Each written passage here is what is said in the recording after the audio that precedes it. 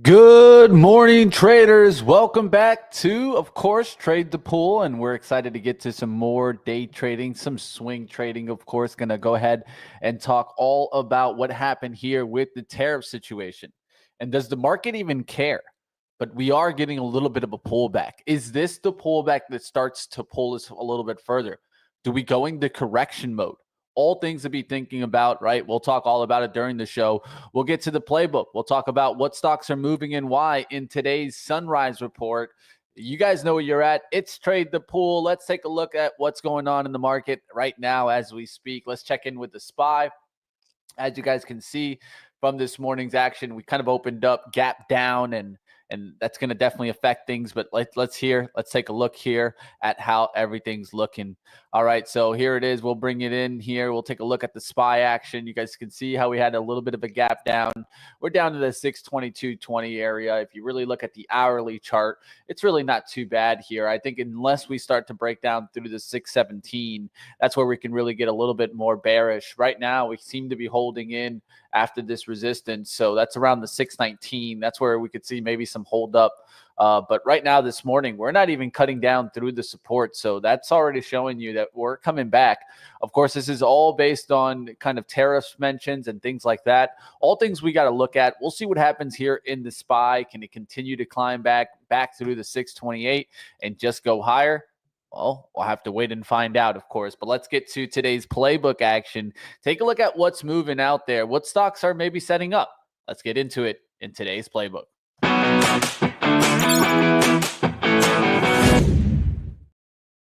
All right, traders, how we doing out there? Let's go ahead. Let's move into the playbook today. The first one up we're going to talk about is an area that we've been talking about since, of course, last week. We called it right on the hammer, which was the Bitcoin run. Right. And that did a really great job.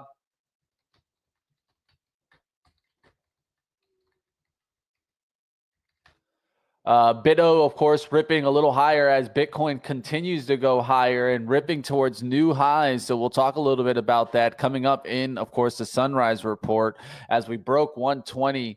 But hey, look at this, guys. Now we're really rocking and rolling on this daily chart. I talked about how we could have a trend line approach when we were down here, right? Were we going to make a move to the trend line? That would have been a good move just even from the 21.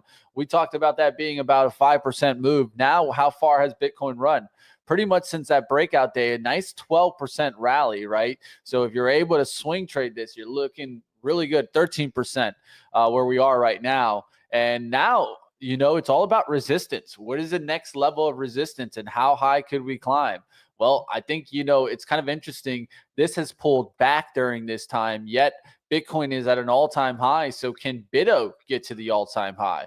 I mean, it's going to take a little while to get there, but these are the next kind of targets for me on the upside, like 26, 31. There's room to run here. And if you actually look, this was actually a light buying breakout. It really wasn't a huge buy on that breakout. So we got to look to see that the volume continues to increase on the weekly chart, showing us that there is the momentum there. And what are you really looking at? You're looking at things like the rate of change and things like that. On balance volume, you see how the volume has dropped down.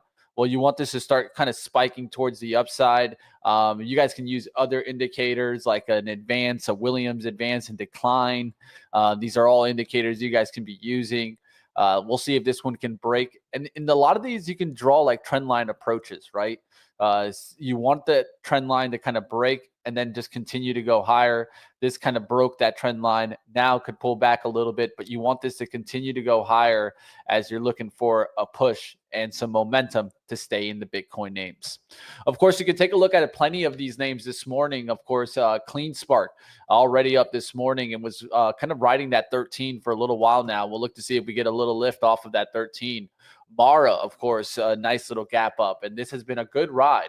I remember when they were down here, I was calling for them to start getting hot, especially through $10 is where we called Clean Spark, and that stock has moved at least 35%. Yes, you heard that right. 35% since we've talked about it right here on Trade the Pool. That's what I can do for you guys. I can't get you guys the winners, but I sure as hell can put you on some names to keep an eye out. And there's a reason why they call me Money Mitch, right?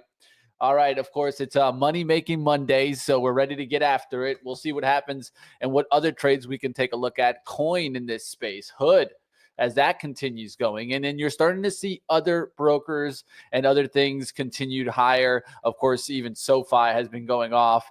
Blockchain mentions, we can talk about XYZ. Will these stocks start to lift off? Well, I'll be watching for them. They did take a down hit there on Friday, so we'll see what happens with some of those names. But of course, you also have the high flyers like BMNR getting a little bounce today and pushing right back to the upside. SBET, right? And you got BTBT that did that kind of thing. And we keep seeing other companies do these investments, whether it be in Ethereum, whether it be in Bitcoin. We'll look to see how some of these run. Of course, MSTR taking off. And I think this was actually better than trading the Bitcoin. Yes, you heard that right. I think this was better because if you were able to trade and get that breakout here, we're talking about 28%. It's pretty much the same thing, 30% higher. It's a pretty good move here in, of course, the leverage MSTR. We'll see what happens in some of the big names.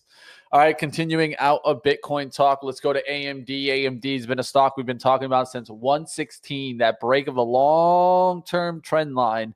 You guys know I love my long-term trend lines, and now we've really gotten started. And I drew this box a while back, guys. I drew this and I created it originally on June 25th, looking for this to see if we would get up there. And I think we're starting to make our way.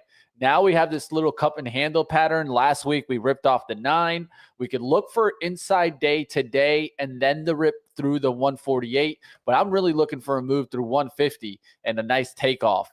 This is kind of forming a little bit of a cup and handle pattern. So maybe look for the handle to get formed, but it's definitely on the radar. And you can see the advanced decline, how this shows that kind of real push that we got off that bottom. That's exactly what you want to see. The all imbalance volume. Look at the spike in the volume now, really starting to take off. Those are good signs, guys. And the true range is actually slowing down, letting traders get into the trade and load up on the trade. The MACD did cross over here and did kind of come flipping back, but now has been kind of a little bit choppy. You want to see an expansion away from this, kind of like you've gotten before where this kind of ran here, right? So let's see what happens. Can we start to get a real nice breakout away there? We'll look for it. On the weekly, it shows it clear, right? You can see a lot of the pullback that we went through, a quick move through the weekly, and a nice expansion away from this line. The weekly has been a really good look. So maybe we do get a chance at 130 again. If we do, I'll be a buyer. But for right now, I'm looking for a breakout above that 150 and to continue going higher. We'll see what happens out there, guys. Stay safe out there. It's a crazy, crazy morning. We'll talk about some high flyers. We'll get to the action. And we're here to make some money, that's for sure. If you guys are new to the stream or are just here for the first time, say hello, guys. Definitely, it's good to see you guys in the chat. Let's keep going. Let's get towards some more action here. And let's kick things off into the Sunrise Report. Let's take a look at what's in the market this morning. Why are futures flirting with red? And let's talk a little bit about what's going on underneath the hood in the Sunrise Report.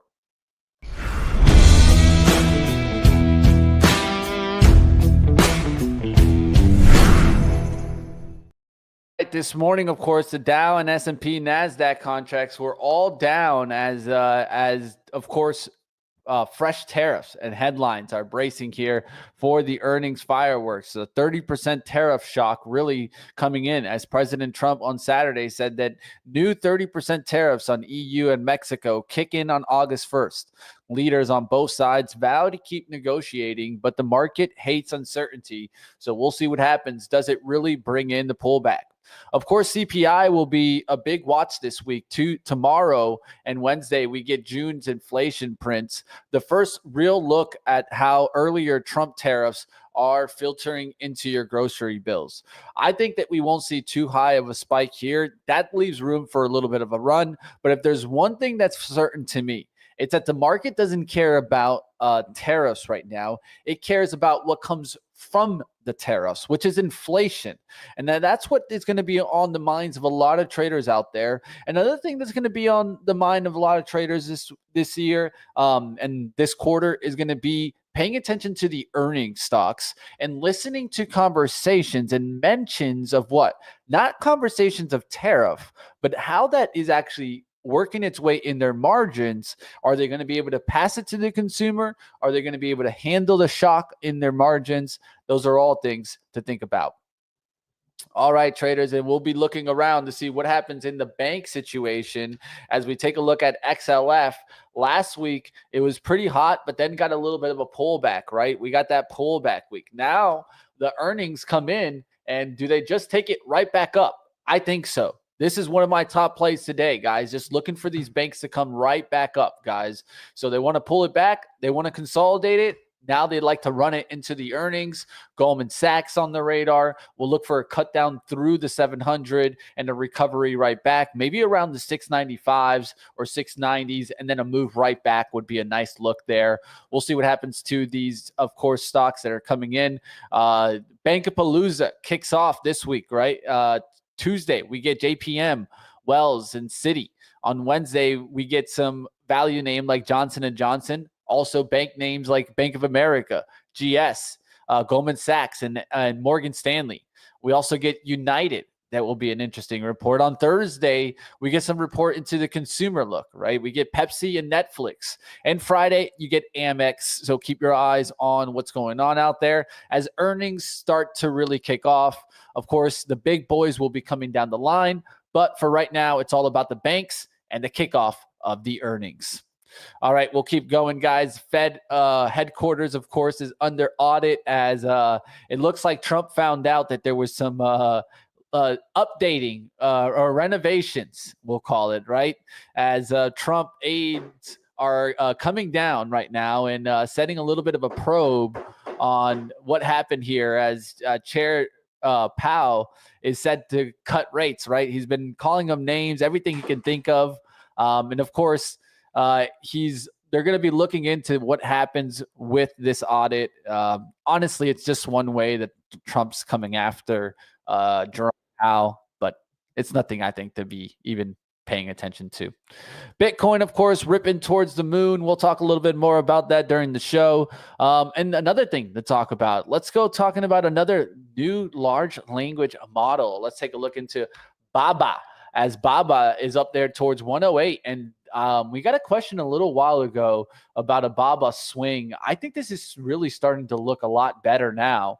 Of course, this had made a nice run at the beginning and part of the year. Now it seems like we have like kind of a new bottom around this 104. And the way that Baba is, you kind of have to get after it, right? Because it starts to get away from you.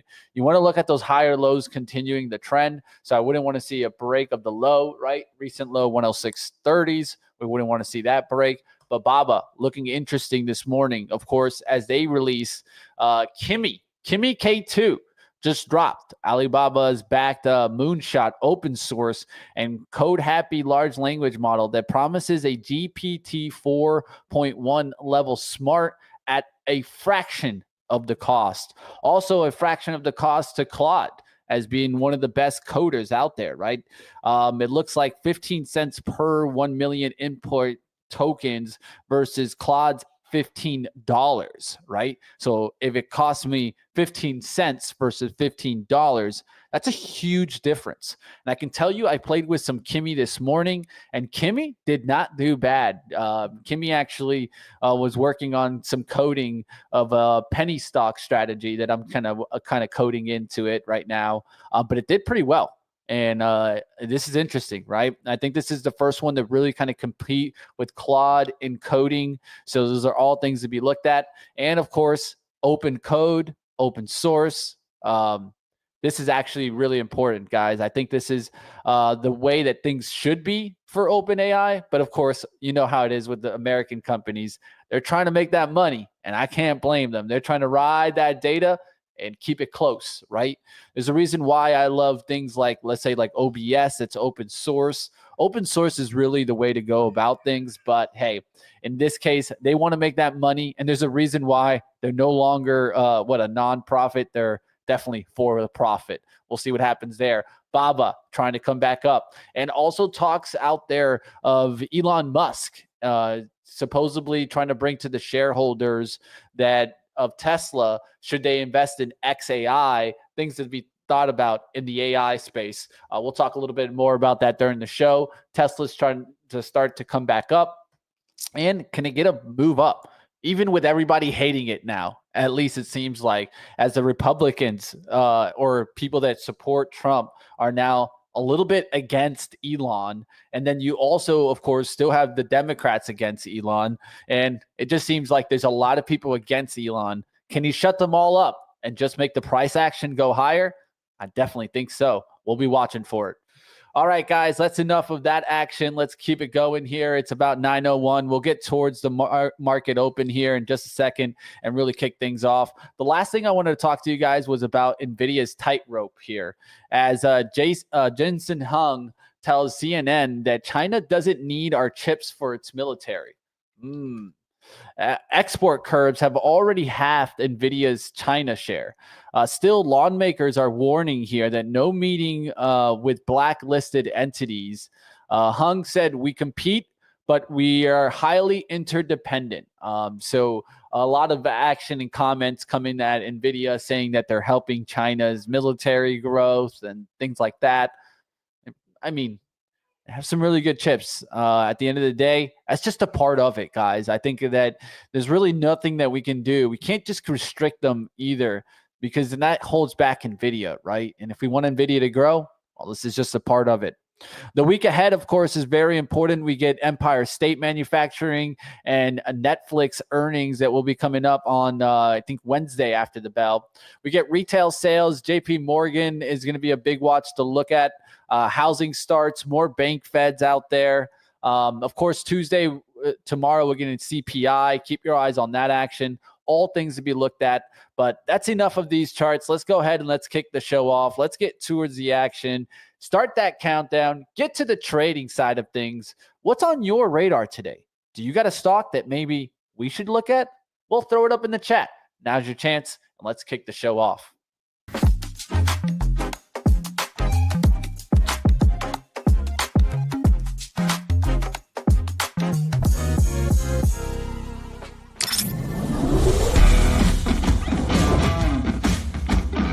Hugo wants 200, baby. You ready to get back to the trading action? You aim, you shoot, and make money. It's going to be a great day. You guys know where you're at.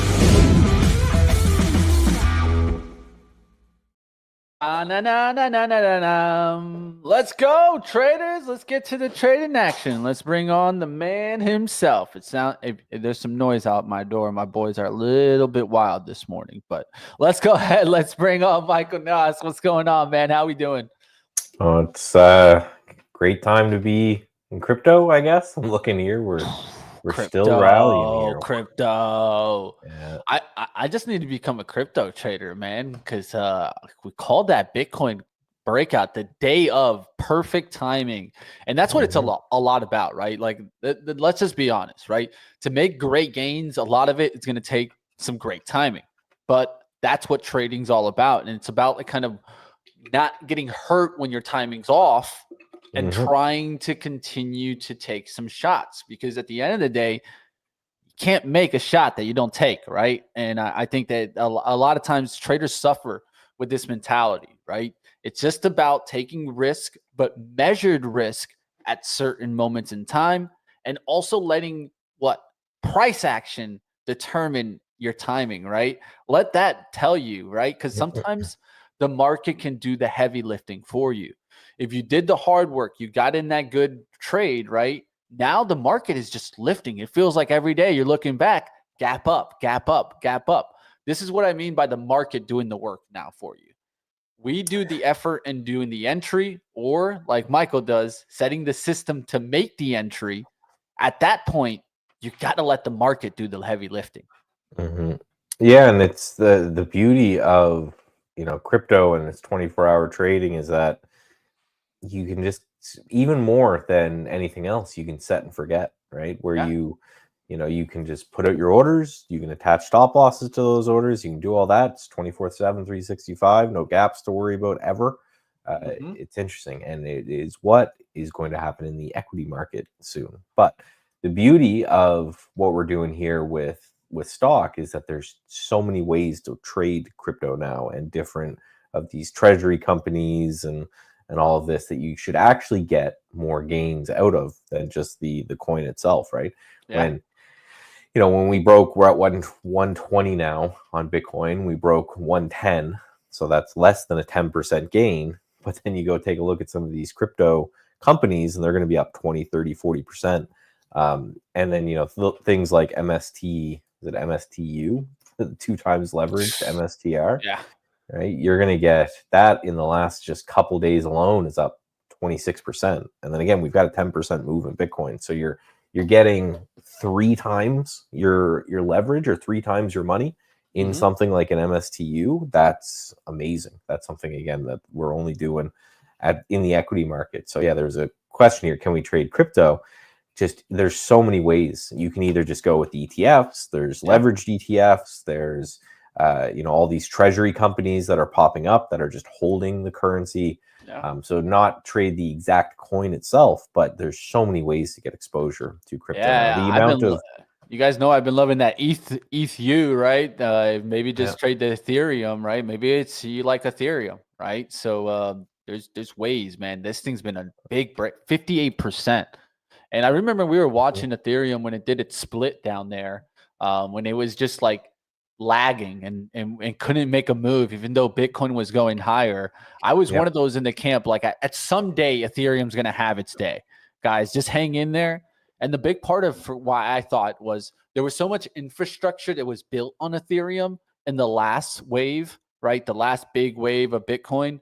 And that itself actually is why I think Ethereum's going up here. It's not even that people like Ethereum right now, because a lot of people are building on Solana. My man knows all about that. But I think a big part of that was the gas fees, and what was learned in the last cycle, that people didn't like those gas fees in Ethereum. And we're talking like transaction fees and when you're kind of turning things. So Solana has a way cheaper cost there that's causing people to shift over and now build more on Solana than they're building on the Ethereum chain. But that doesn't mean that the Ethereum chain doesn't like cease to exist. It's one of the strongest, especially also security wise. So I think that you continue to look for these, and there's no reason to look for outperformance in the other coins versus Bitcoin. Remember, I think we talked about this one. We talked about this one, Michael. What was I doing? I just loaded the boat. I got some pretty. I'm glad, man. I'm glad you did, because it was just too pretty, right? This is as pretty as charts get. Sometimes, guys, I can tell you guys, you can't trade things purely 1,000% technically, but here, it's just as pretty as that gets, man. Sometimes when it broke you can't lie. And this is the easiest way to do these kind of things, because I wasn't here for this, right? It's the same. I'm building and I'm tweaking this bot now. That soon they'll be auto trading and trade the pool. And it's the same with this. I don't remember when. I think it was overnight that the trigger actually happened, but I just put out a stop limit it was around 30 cents, right? And just said, there we go. So put out the stop limit, buy it at 30 cents. You can attach orders to it on most exchanges. So it immediately put out a stop loss at 25. So the whole trade was covered. I don't need to be there. I don't need to look at it. And so when it broke through, by the time I really noticed it, because this was Friday night, I think it triggered. And then I didn't really look till Saturday, and we were up to 35 already. So yes, it's make sure you're looking at these, right? I know there's people out there who just think crypto is, a scam or rat poison or whatever Munger called it. And that, sure, maybe it's true. The whole thing, if we ever invent a quantum computer, all this stuff goes to zero overnight. But until then, it's making incredible moves that are very, very, technical, right? And there's not, because you don't have earnings reports, and you don't have, CEOs like Tesla going crazy online. You don't have any of that stuff. It's very, very purely technically driven. So make sure you're trading them. Also, the reason I think you should be trading them a little bit, put a little bit of money, because you could start with as low as like $1,000 in a crypto exchange. is to train you for the 24-hour market, which we know is coming to equities. There's like 5 exchanges. Now the NASDAQ actually filed to have a 24-hour exchange. So over the next few years, you're going to have markets trading 24/7, just like crypto. So might as well get used to it now, right? So No bueno, but all right. can't stop progress. Yeah, Ripple. Someone mentioned Ripple. Same. Just same letting the thing, dang right? computers in more. Good. Get ready. Get ready. Computer Yeah. battles going to continue, if not increase. So, That's the fun part was going to be where there's going to be a lot of crappy algorithms put out there too, because of like AI, right? What'd you think of the Alibaba AI? Have you checked it out, my friend? I was I checking played it with out it a this bit. morning. I thought it I was didn't. actually it was pretty at least I used it for like kind of like some like savvy talk, and it was pretty good on savvy talk. Better than Chat GPT for sure.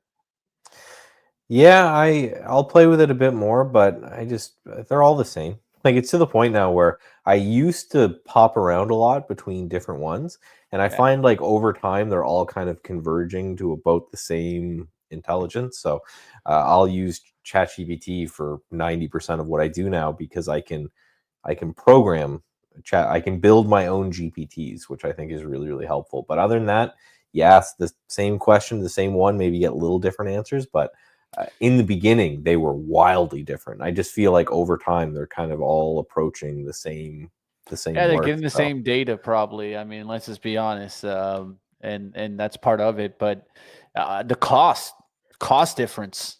If you run anything automated, I mean, it almost does not make sense to look at ChatGPT and Claude anymore. With these being as cheap as they are, and I think that's something that be thought about in the long run, right? Maybe does Trump get news of this, right, and starts to think, how can we really compete here, right? Because the truth is, in the long run, if these are going to be open source and they're going to be that cheap, companies will switch. I mean, there's mhm. no point in paying $10 million to OpenAI if I can pay $1 million to Alibaba. Well, yeah, and there's no loyalty to any of these, right? I use the one There that's isn't. the best solution at the time, but and I think part of it's because you don't need to learn a user interface, right? You Yeah. don't, so that you're not tied in. Like I'm kind of tied into Apple because if I were ever to switch over to Windows, I just know it's going to take me a couple days to, learn Be a how to use hassle. that as A hassle. efficiently. But when I'm just chatting with something and it's chatting back, it doesn't matter what it is. So you're right. I think that will be the entire conversation will be on cost. On It will cost. be 100%, right? I'll go, if someone's going to charge me less, I will just move my stuff over there.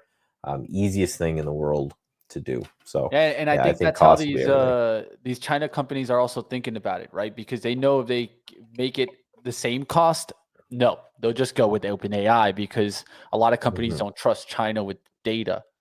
But at the end of the day, if I'm a company, and let's say maybe not the biggest companies they can, deal with a little bit of paying up, right? But let's say your mid-tier companies, right? Where saving a couple million can make a drastic impact on the bottom line. I mean, there you go. I think we got to continue to watch these. Another thing is like we're starting to get to the age, right, where we're going to get a lot of these AI agents to come out, right? Mhm. That's why Oracle's been on the rip. That's why we're seeing different companies continue to rip higher. You're going to see more and more of these like companies that shift over, especially anything that's like customer facing, customer service, all that kind of stuff, going to be run with AI agents, right? And we got Yeah. to continue to look for more of that in different companies to kind of give you the lift. And the part of the open AI company, right, that agent is this talk that we're talking about, the tokens that it takes from these models, these large language models to perform and continue to perform, right?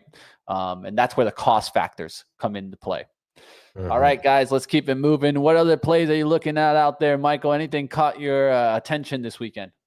Well, I think the kind of relentless bid that we're seeing in the market is Yeah. very interesting, right? This is the SP 500, Definitely. including the overnight action, right? It's important, especially on Mondays, to not just look at the ETFs and right. You know, I know there's, hey, we just got to go look at the SPY and just look at whether it's gapped up or gapped down.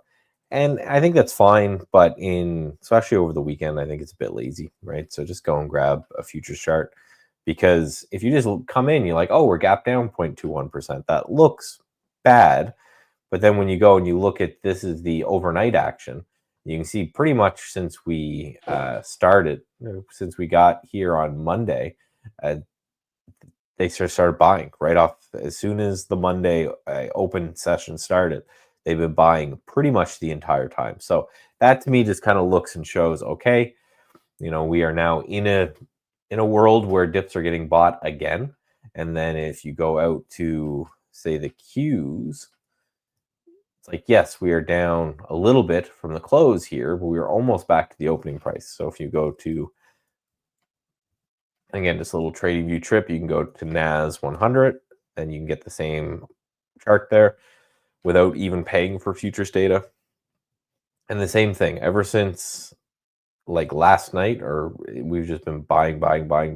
So there's been a lot of purchasing going on here overnight. So we got to see if that continues. Probably going to be the case, because if you have people buying so aggressively overnight, they'd be shocked if they just kind of flip on a dime and change their mind there. Nothing from the economic standpoint today, a whole bunch tomorrow. So I wouldn't be surprised if we get all this buying overnight. SP 500, that's how you can grab that SP 500 chart. So we got all kinds of buying overnight. As soon as people were able to trade, they started buying. Wouldn't surprise if we just kind of get a little bit of a float up from there, maybe close into the gap and then sit there. Because yeah, there's nothing tonight or today, and then we have bank earnings, and we have CPI numbers, and we have a whole flurry of economic information that's going to come out really, really soon. So, you know, again, we talk about all the time, there's days to go nuts, there's days to chill out.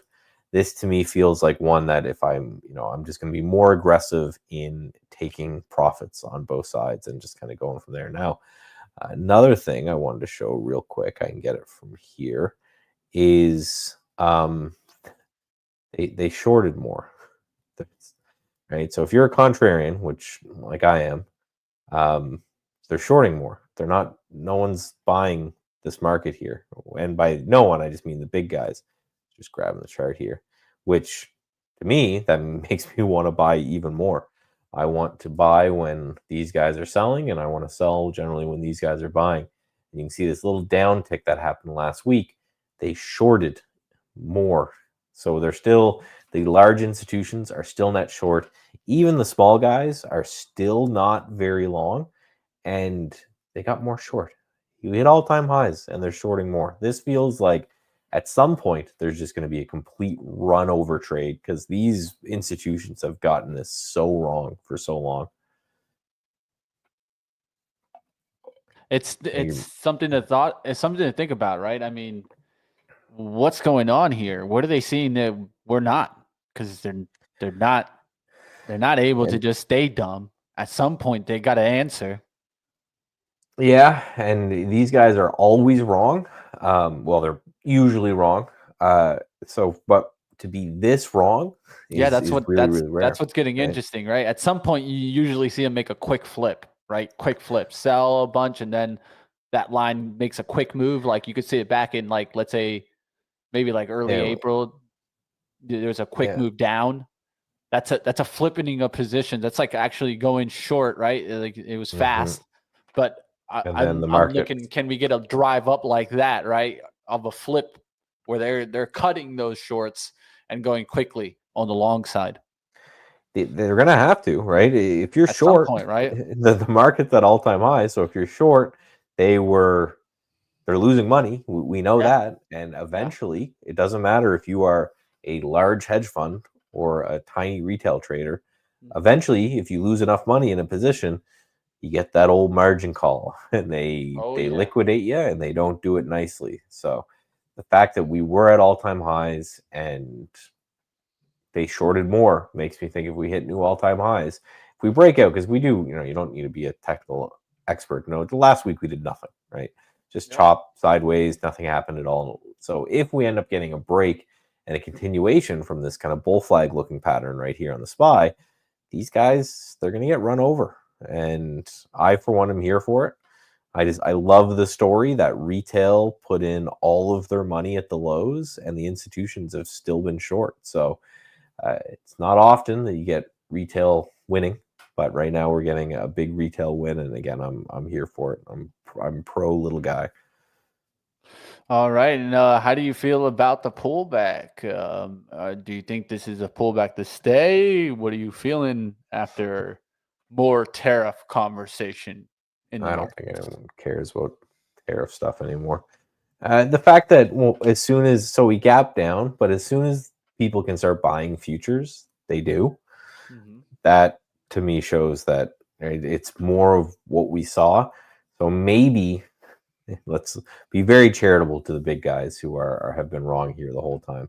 Mm-hmm. Maybe that increase of short was just all of them saying, hey, I'm going to short over the weekend.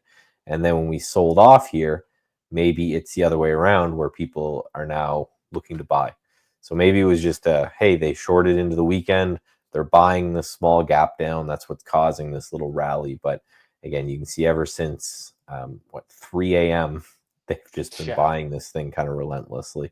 And you think about it, I think if you probably do the math, that's probably like near Tokyo's open. So that's when probably you would have a lot of these big names at the desk. They probably are getting in there around 3 a.m. because they're over in Asia and that's where the Asian market's open. So as soon as that happened, we started to get the buy. So maybe that tick in the COT report down was just people shorting going into the weekend, expecting Trump to say something crazy. And then you buy the Monday open. So until then, but today, like I mentioned, I'm not expecting anything. We have CPI, I think it is tomorrow. That's a big number that everyone's watching. And I think even more important, we have bank earnings. And bank earnings are going to be... that's the trade today, man. That's the trade today. Yeah, so those are Tuesday. So yeah, tomorrow before the market opens, we have JP Morgan. I think we have a handful of other ones. JP Morgan being the big one. They're the best in breed. They're like the bellwether of the banking sector. I think that's a big deal because an overall health of an economy. A healthy banking sector means more loans to small businesses, means all that kind of stuff. So that's why with all of that happening tomorrow morning. Where's my 2x leverage JPM, man? Come on. Talk to your boys. I don't need a 2x leverage MicroStrategy. I have no need to leverage up this crazy Ponzi scheme. Michael, I was looking for it right now. I'm like, is there someone that was smart enough to give me a 2x JPM?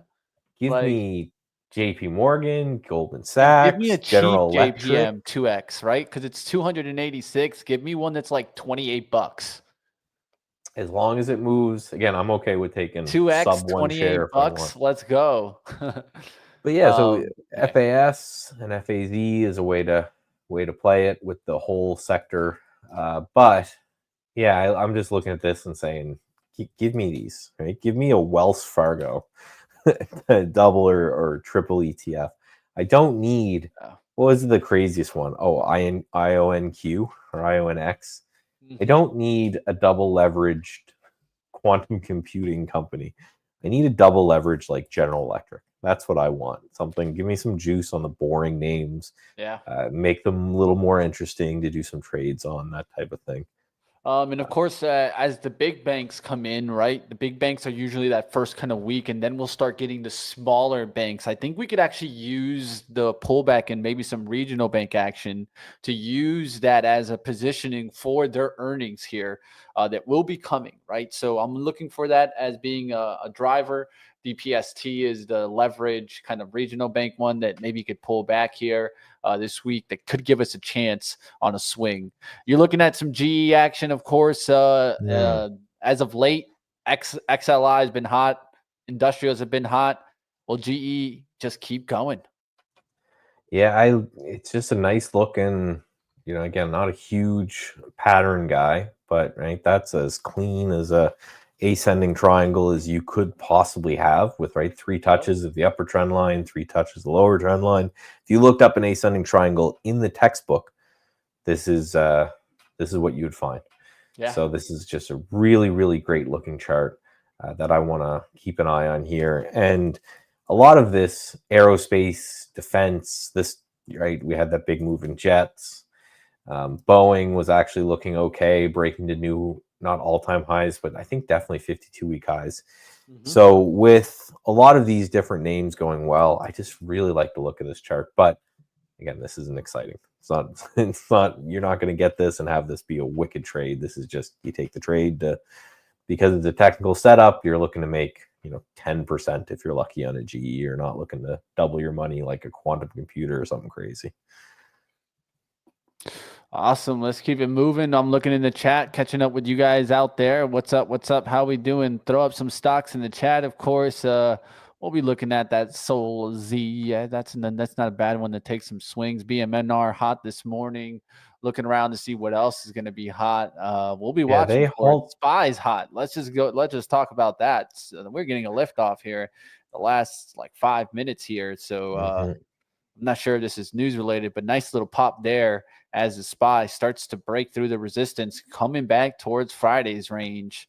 We'll be up there towards 623, but we're moving. Let me check our boy here. See Walter. I just saw a BTCM offering, so that's going to start selling there. Oh, nice one. Let's take a look at that. Maybe we can even trade that. Just came through it. Filing tracker is actually a really good follow here for Twitter. They do a lot of these where they've got a bot that watches a lot of these filings. So offering upsized. So it was 7 million and now it's 120 million. Ooh. Whoa, that's a big flip. So that's one of these digital treasury kind of crazy things that.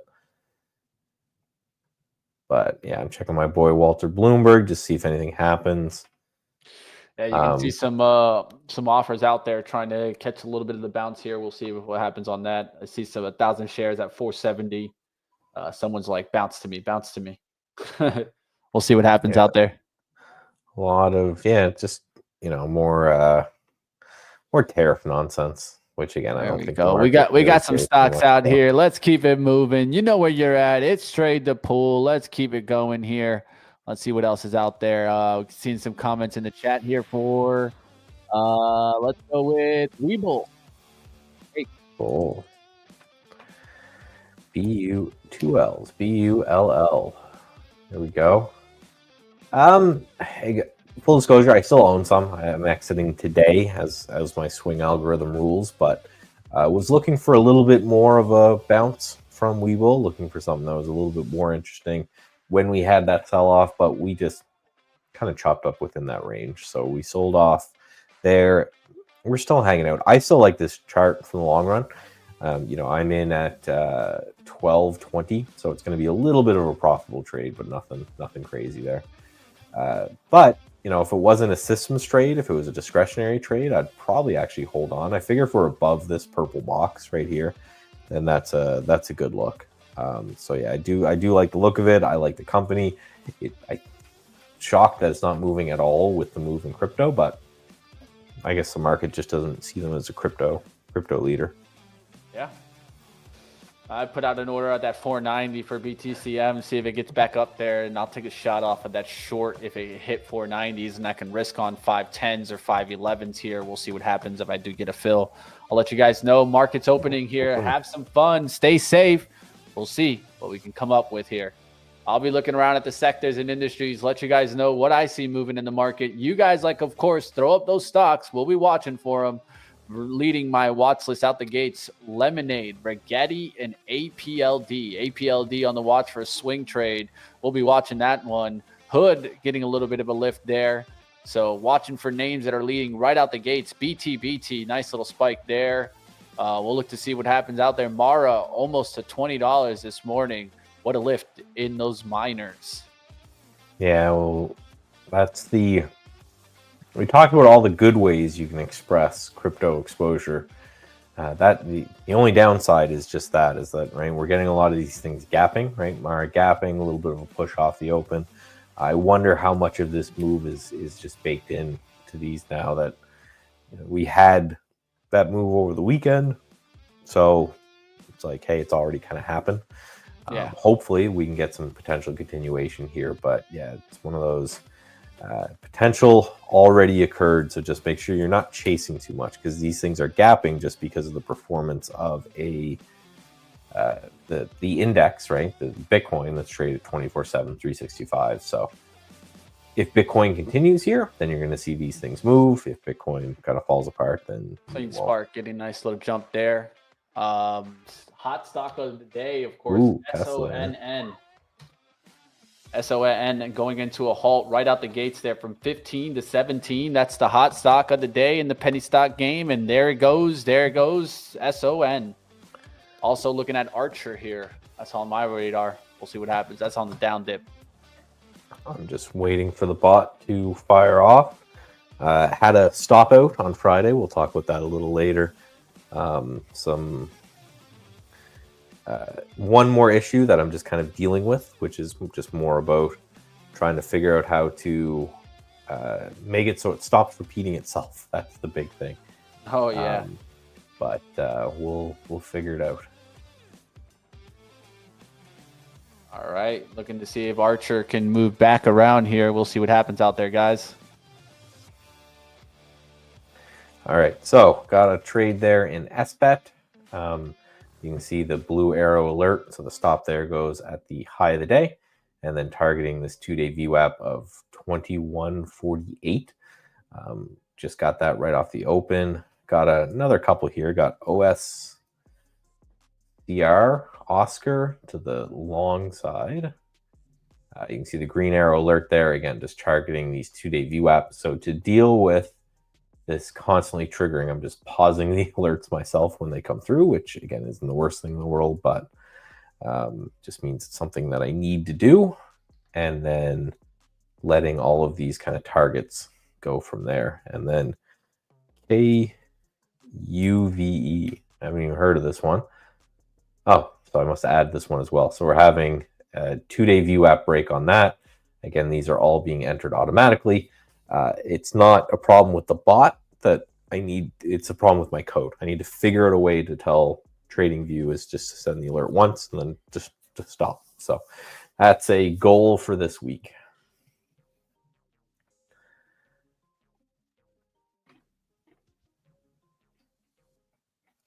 Take a look quick here at the SPY.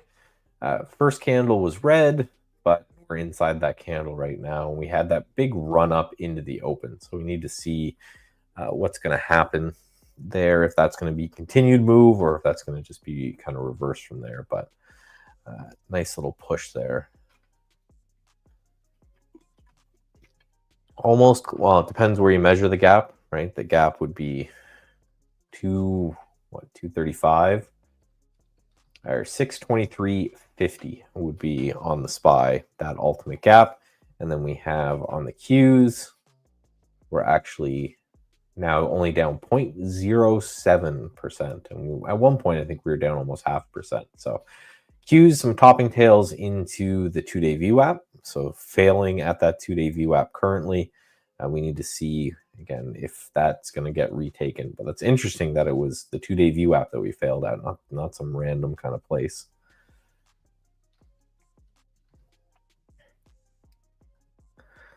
Just got an alert, looking around, trying to catch with these alerts. BNMR, that one's shooting. That was news, halted news pending at some point this morning. So the news must come out and yeah, like it. I think there was some news for sure they liked.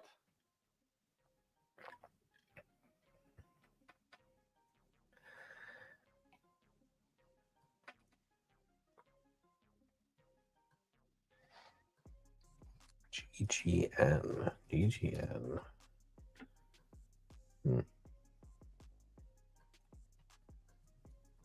All right, looking for a pullback in APLD, looking out the gates to see what's leading the action in my watch list. I'm seeing Mara leading. It broke 20, got to 2080s. Pony doing well today. LAC, another one on my radar. Of course, lithium names are on the radar, guys. Money Mitch always tries to get you guys on trends early. Trust me on this, guys. You will be hearing talk about lithium in the next couple of days. And when they do that, just let them know you guys are late. Stop watching Money Mitch and stealing all his content. But yeah, you'll see it. You'll see it soon enough, guys. AV.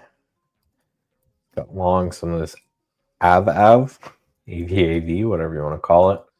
Again, this is a new system that I'm working on as well, just to try to play some of these second day moves, right? The idea behind the VWAP fades is their day one moves. So these are going to try to trade day two moves. I'm working on algo to trade day three moves. And again, now that things are systematized, I want to trade 100 times a day. It's a good day. Just to spread out your risk, spread out your potential return. Another thing I did that may have contributed to the stop out that I had on Friday is I upped the risk. And I think I upped it a little too fast. I had 3 good days at $25 and I said to go to 50. I should have gone to 30. So again, everything I'm just trying to figure out here how to make it so that you can see all this. But yeah, it's all going to be part. So OSCR, love to see it. That's a nice target right there. You can see it hit the 2-day VWAP. I heard the little beep in the British man, covered that position. So first trade of the week's winner. I'll take it. Now we just need to, geez, Avav's a $700 stock. I was wondering why I got 3 shares. Or no, sorry, it's a $250 stock. But yeah, the beauty of, again, trading in this algorithmic style is that I don't care if it's a $1 stock or a $1,000 stock. The risk is automatically calculated and adjusted. So just right, let it go, let it go. Yeah, looking here at the SPY, just consolidating. And again, it could be the day for that because we have so much going on tomorrow. So just don't blow up today when the market is doing exactly what it's doing now, which is absolutely nothing, right? I think SONN opens up, goes right into the next halt there.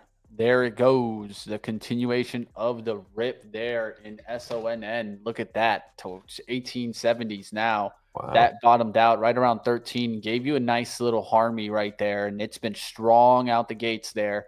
Now to 1870s. We're talking about an easy move right out the gates of 43%. That is a crazy one. It's another treasury guy. BMMR now breaking out to 51. So that one's on the breakout and continuing there now to almost to 51 and just launch off. Ren mentioned in chat there. There you go. Another launch off stock there. Good eyes out there. Chase. Wow. This one's launching, man. So we got some movers out there. And look how far this is from the 9. It's having really long expansions away from the 9, which causes some quick pullbacks. But hey, keep your eyes out there. There's some hot stocks, that's for sure. Yeah, and it's good because our overall market hasn't moved, so it's good that we are getting these movements other places. Taking a look at the heat map, it's about flat across the board. We are seeing some good green in finance, but that actually kind of worries me because anytime you get a move up into a big event, which is a lot of these banks' earnings, for those who don't know, banks basically all release earnings within a week. Right? By the end of this week, most large banks that we care about will have their earnings out. So they'll all move together. And they all generally will move with JP Morgan because JP Morgan will put out the earnings and everyone goes, okay, it's a bank. It's not like this bank invented something crazy that this bank Look at the trade on JPM this morning. I think we've talked about this strategy somewhere, guys. It's next on the list. Look at that. That's just as clean as it comes with JPM this morning. And I talked about it. That's like the stock to come after right now. And look at Bank of America. Same chart. With Wells Fargo, I don't even need to. I can almost guess that it's going to do the same move. I was looking for a 700 undercut on Goldman Sachs. That's the one that didn't do it. It just went straight up out the gates. They said, you know what? I ain't even going to give them a chance to undercut the 700. But there it is. Banks going higher. Talked about how they could get that nice little breakout. A couple of stocks out the Holtz out there, guys. So just keep your eyes out there. Dare now out of the Holt on the downside. And there was a SQFT that went into a Holt. There's a lot of names out there running fast.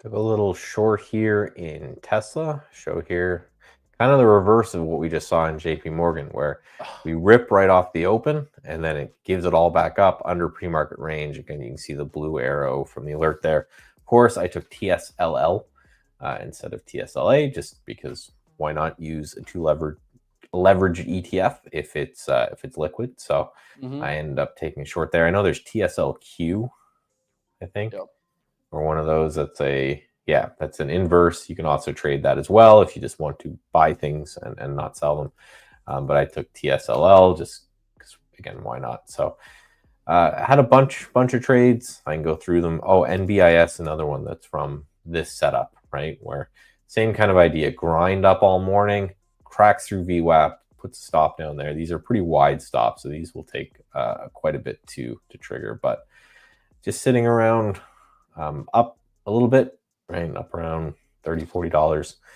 Not bad for not hitting a button. My S bet is the lag thing that's dragging me down right now. The stop's over this high right here, high of the day, the pre-market high. So we'll just see. It looks like that's going to get triggered. Missed some undercuts there on SMR there. That was a nice 37 undercut right back through the 35, 38.20s there. We'll see if that one just continues to run now. I like those names. Nice hard candle put in on Friday, bullish engulfing, and now continuing SMR. So another wave in the nuclear stocks. Yeah, well, if AI is going to keep up, I still own some of this SMR, but man, this chart looks nice. I might actually look to add to this position. Looks good, and just needs more nuclear talk from good old Donnie, we'll call him. I love Donnie. This is right for swing setups. If someone was asking, right, again, I do everything quantitatively, but say you took all that away from me and I was just the playoff charts, this is my favorite setup. A lot of people look at this descending triangle and would say it's bearish. I love it completely the other way around. I think a good example is that XLM that we talked about. Yeah. Right? This favorite where you have an area of support, it keeps bouncing, and then you get these lower highs, but it can't break down the support when you get that breakout. And that's exactly what I saw there in SMR in a shorter term time frame. Ooh, SPY, quick move down, guys. I don't know what. That was a quick one, at least. It was a quick one. It washed a lot out the gates there. Let me go to the street, see if our boy.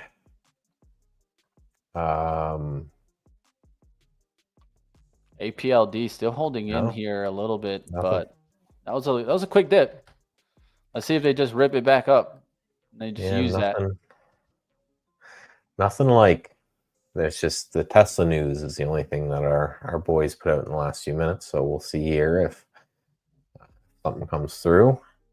But yeah, that feels like a very kind of newsy type candle, but could have just been a big order, I guess. Large order put through. Definitely. I mean, we've also had some stocks ran, so profit takes maybe moment there. But watching out there, SON now up 215. It just opened up on the third halt, and the halt is on the downside. What do I say about the chances of the third halt? Chances are it's a downside halt. Then a lot of times we'll even get an upside halt out of the third halt. So, but yeah, first two halts, find the hold. Third halt usually comes in for a down move. But man, that's a tough one on SONN. Right back down.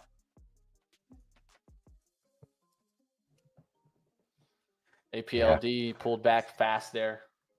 They're hard to trade. You'll definitely get rewarded if you trade them well because they are hard to trade. Second halt and SQFT. But yeah, you're getting halts all around out there, guys. Small liquid stocks out there. Another big thing is at least SONN has 4.1 million.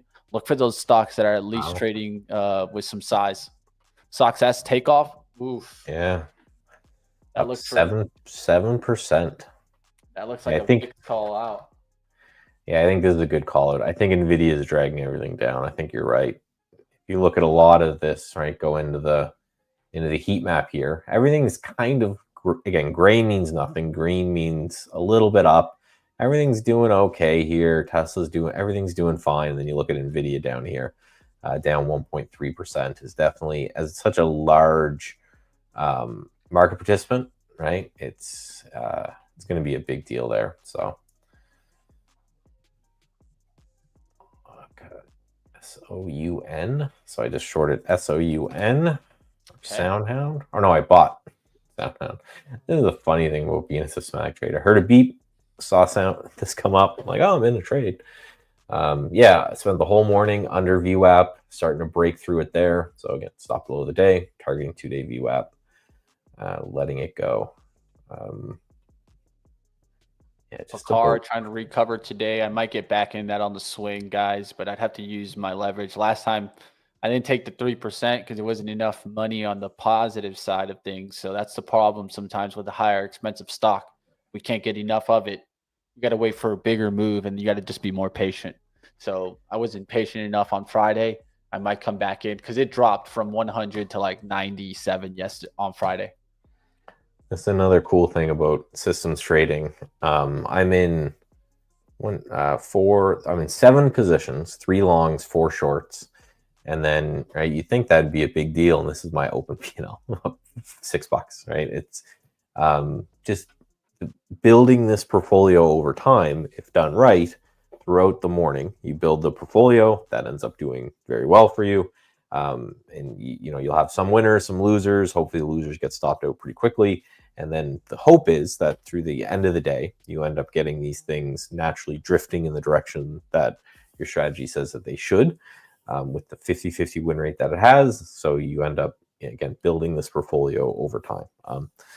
But like we talked about, and again, I'll go over the full stats a little bit later, but digging this account out just a little bit, just because of that full stop out on Friday. Again, we've project to fix, which it's one thing I love about this. I didn't go rogue or do anything crazy. I can't, right? I'm just letting a robot do anything. Everything just then becomes a problem that just needs to be fixed. A lot of size coming in at APLD. Just watching that, guys. A couple of 10,000 share orders. There's a lot of people trading this APLD. The SPY recovering quite nicely. So yeah, big push down, and now we're grinding our way back up. Again, didn't trust the down move. I don't trust the up move. I don't trust any move that's happening here. Someone's saying it's Mars flying. Yeah, nice little push up here as well. We can take a look at Bitcoin. That will probably tell us, yeah, Bitcoin's still hanging around 22,000. So Mara will obviously move with Bitcoin. A lot of these other ones, Clean Spark, CLSK, right, that's going to be up a bit. Riot will be up. A lot of these things, again, they're just going to move with crypto as a whole. So instead of watching the SPY, if you're trading Mara, watch Bitcoin.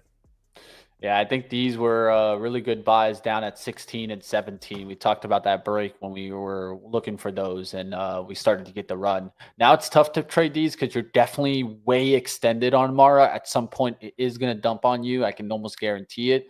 But just be careful out there with Mara, because that's just the way it is, and it loves to do offerings. So just putting that out there. Well, yeah, Mara's... I believe I read somewhere with offerings. I'll tell you that much. Well, I think they've entered the MicroStrategy game, right? So that's why you need to, be careful, because they're going to do offerings, and then it might be that offering is to buy Bitcoin, so that might change something, and then it just ends up being a big deal. Just kind of dealing back and forth there. Took a little bit of APLD, took a little bit of the VXX there, just to kind of put a little bet on, see what happens here. We're right back at the top. APLD for a swing? Yeah, APLD on the swing long. Right, again, over and over again. Keeps coming in here.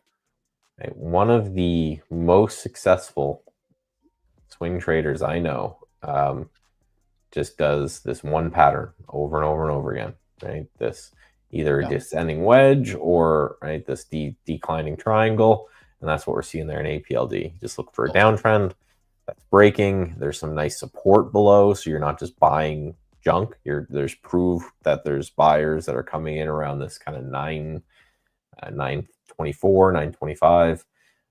Yeah, so a little bit of breakout of that downtrend. You can start to get people interested and involved there. Yeah, we'll look to see if it makes a move or not. But I like it. I was watching to add it on the playbook this morning, but I felt like it was a little early to add to the playbook, so I left it off. But it's on my watch for the week, and there's a big watch. We watched this actually last week. I was able to trade it through 10 multiple times and make money, but it still came down, telling me that buyers were trying to load in here, but weren't able to actually break it through the 10. So this week I'll watch for a big breakthrough like 10 going towards like 11 and 12s. And that could be the sign that, yeah, you have it timed correctly and it's starting to go back to the 15. And this one, of course, deals with bigger companies, right? That's the important part. You got to keep looking for these small names to make mentions of bigger names. Yeah, absolutely. So ANF doing well today. That's a watch for me. Of course, you guys know I've been talking about Abercrombie off that bottoming from their last earnings. It's doing well right now. So yeah, nice little push up here. Nice potential looking like rounded bottom. I like these because you have priced in now all of the tariff nonsense, right? It's all priced into something like ANF. So now all they need to do is not have horrible news, and then things can start to push a little bit higher there. It doesn't need to be great news; just needs to not be horrible. Yep. There's a push there in APLD, guys. I'm actually go for it here, guys. I'm adding into this. I'm looking for it to continue going here. I'm going to tighten down a little bit, but want this to start driving now. APLD. We'll see if it starts to drive with the market. And the market's trying to go high there. Tesla pulled back right back to the support. So if you guys like Tesla, you're getting a nice look there. Our cat looks nice for looking. It's a little bit. It's just trying to get through the pre-market high. So from a day trade, just be careful, right? Make sure it can stick the landing there. Daily chart looks really, really good if it can get through this kind of 950 area, and then hot sector, right? It's the whole UMAC is another one. This whole drone area is really, really interesting. So a nice look there. Might be interesting here. I think I've got actually UMAC on the list to potentially get bought here in 30 seconds. You can watch that if we're able to close over VWAP here. Because if our cat's going, you think UMAC should participate at least a little bit there. Yeah, I was watching Archer this morning, looking to see if it'll turn back around to the upside. I know that Surf Air Mobility, I think, got a deal with Palantir, if I'm to be right on that end. So that's interesting in the space. But keep your thoughts on that. RCAT has been hot through 7. It's played that 7 multiple times. We'll look for it to continue. The big thing with RCAT is you got to remember what the company really does. Also, yes, it does military drones, but it's also not a very profitable company, at least in the time being. And so you got to look into the fundamentals also, not just because it's a drone company is it going to continue going higher, right? So keep watch for that. Also, I think the drone talk is something that you can keep watching, but we're not at war right now. So we're not in like this, like we need to build drones like this second. All right. We're still going to build them, but it's not like they're not getting this huge contract from the defense department anytime soon to build these drones out. So I think it's more just hype that's matching the stock. When it's only hype behind the company, not fundamentals, you got to be careful. MU just entered. MU, again, you see the green arrow right here. Another profit in KVUE. I have no idea what our KVUE. No idea what this guy was, but talked about this when I entered right here. 22.30 came down to 21.50. That's just a nice VWAP to VWAP move. So exited that position there and then got stopped out for a loss on my SBET. So for those keeping score, it looks like 2 winners and 1 loser, putting me up pretty okay here on all these different names. I might give SBET one more shot here. And then, is that it? That's all I had, right? Yeah, sound AAP. It's kind of boring, but yeah, a little bit of a long here in AAP. This is for, again, that other system that I'll talk about soon. Let's just looking here as well. So it's so far an okay morning. Again, 2 losses and a winner. All my open trades are about flat. So we're up. Not huge, but we're up. I get stopped out in that APLD. I wanted to stay tight. I'm willing to get out and then get back in. I'm seeing the SPY drop a little bit here. Just got to be protective here. Make sure that it starts to get in my direction there. There's the UMAC entry. So I was short, more short than long. Now the bot is kind of flipped where I have 5 longs and 2 shorts. So we're kind of reversing what we're doing here. So again, UMAC, you can see again the same idea. This is a nice looking daily chart. Spent the whole morning under VWAP. Nice little push down here. Must have been some bad news. Breaks over VWAP, so we put that there. Stop loss goes low day, target 2-day VWAP. Rinse and repeat. It is a little bit boring being a systematic trader, but I'll take it because it's Groundhog Day. What am I going to do tomorrow? The same thing I did today. All right, looking around out there, guys, seeing it's not the big stocks that were leading before, right? So just be careful. I am seeing some pullbacks out there. Even like, let's say, like we started to see a big breakdown in the cybersecurity names, and those names are continuing to break down. That's like your Snow, your ZS that were strong. Now really starting to pull back, getting closer towards the 50 EMAs. So interesting price here on Hack, right? This is the prior all-time high back here in February. Broke that, came down, tested it successfully. Nice little push up, and now we're back testing that. So this zone seems to be the zone to see if we can dig in and hold here. A nice looking little area, a little pullback here. We start now that earnings season's coming up. It's time to start looking at that. Like if you're interested in, this ETF, for example, it would behoove you to go and see when these guys report, the biggest ones, not all of them, but when does CrowdStrike report? When does Cloudflare report? When these big type names, when do they report? Because they're going to move this sector. BMNR up 28%. Wow. Go Rando's mom. Look at that. Halted. Rando's mom has got it going on. Yeah, it looks like we are halted here to the upside. So we had one little down halt right here earlier in the day. Now we're halted to the upside. This daily chart actually looks great. The fact that it's kind of come in, it's right into the gap, and now it's finding support. So could be interesting. So Ethereum would be interesting because that's an Ethereum type play. So seem to look to see, because there was a couple other Ethereum treasury deals coming out as well that I read. So yeah, I'd be careful with that SBET. It's interesting. It's definitely up higher, but it might get some like lag on algos trying to pick up momentum off BMNR. So we'll see what happens. Also, BT could be one of those targets to get that gets like tradings to come into. And look at BT right now. It's BT that it's doing the same thing, right? So I'd look at this to be maybe where the algos move to, right? A lot of times algos, like they see a stock get halted, they literally go to the other stock that's related to it and start trying to buy it up. So we'll look to see if this is what happens here in BT. How's that BTCM? Yeah. Is it fading back or no? It's come back up. It's holding the 2-day VWAP. That's why it's on my alert here, right? It's holding the 2-day VWAP pretty well. And that's halfway through yesterday's range and not really participating too much in some of the crypto stuff. Well, so this one had the call, right? The offering, right? Yeah. All right, cut out of that APLD there, guys. APLD cut out there. I'll look to maybe get back into that a little later. Cut back there. It's right on the VWAP. Could still get bought up, but I don't know. You kind of have to trust this market here on this pullback for the SPY.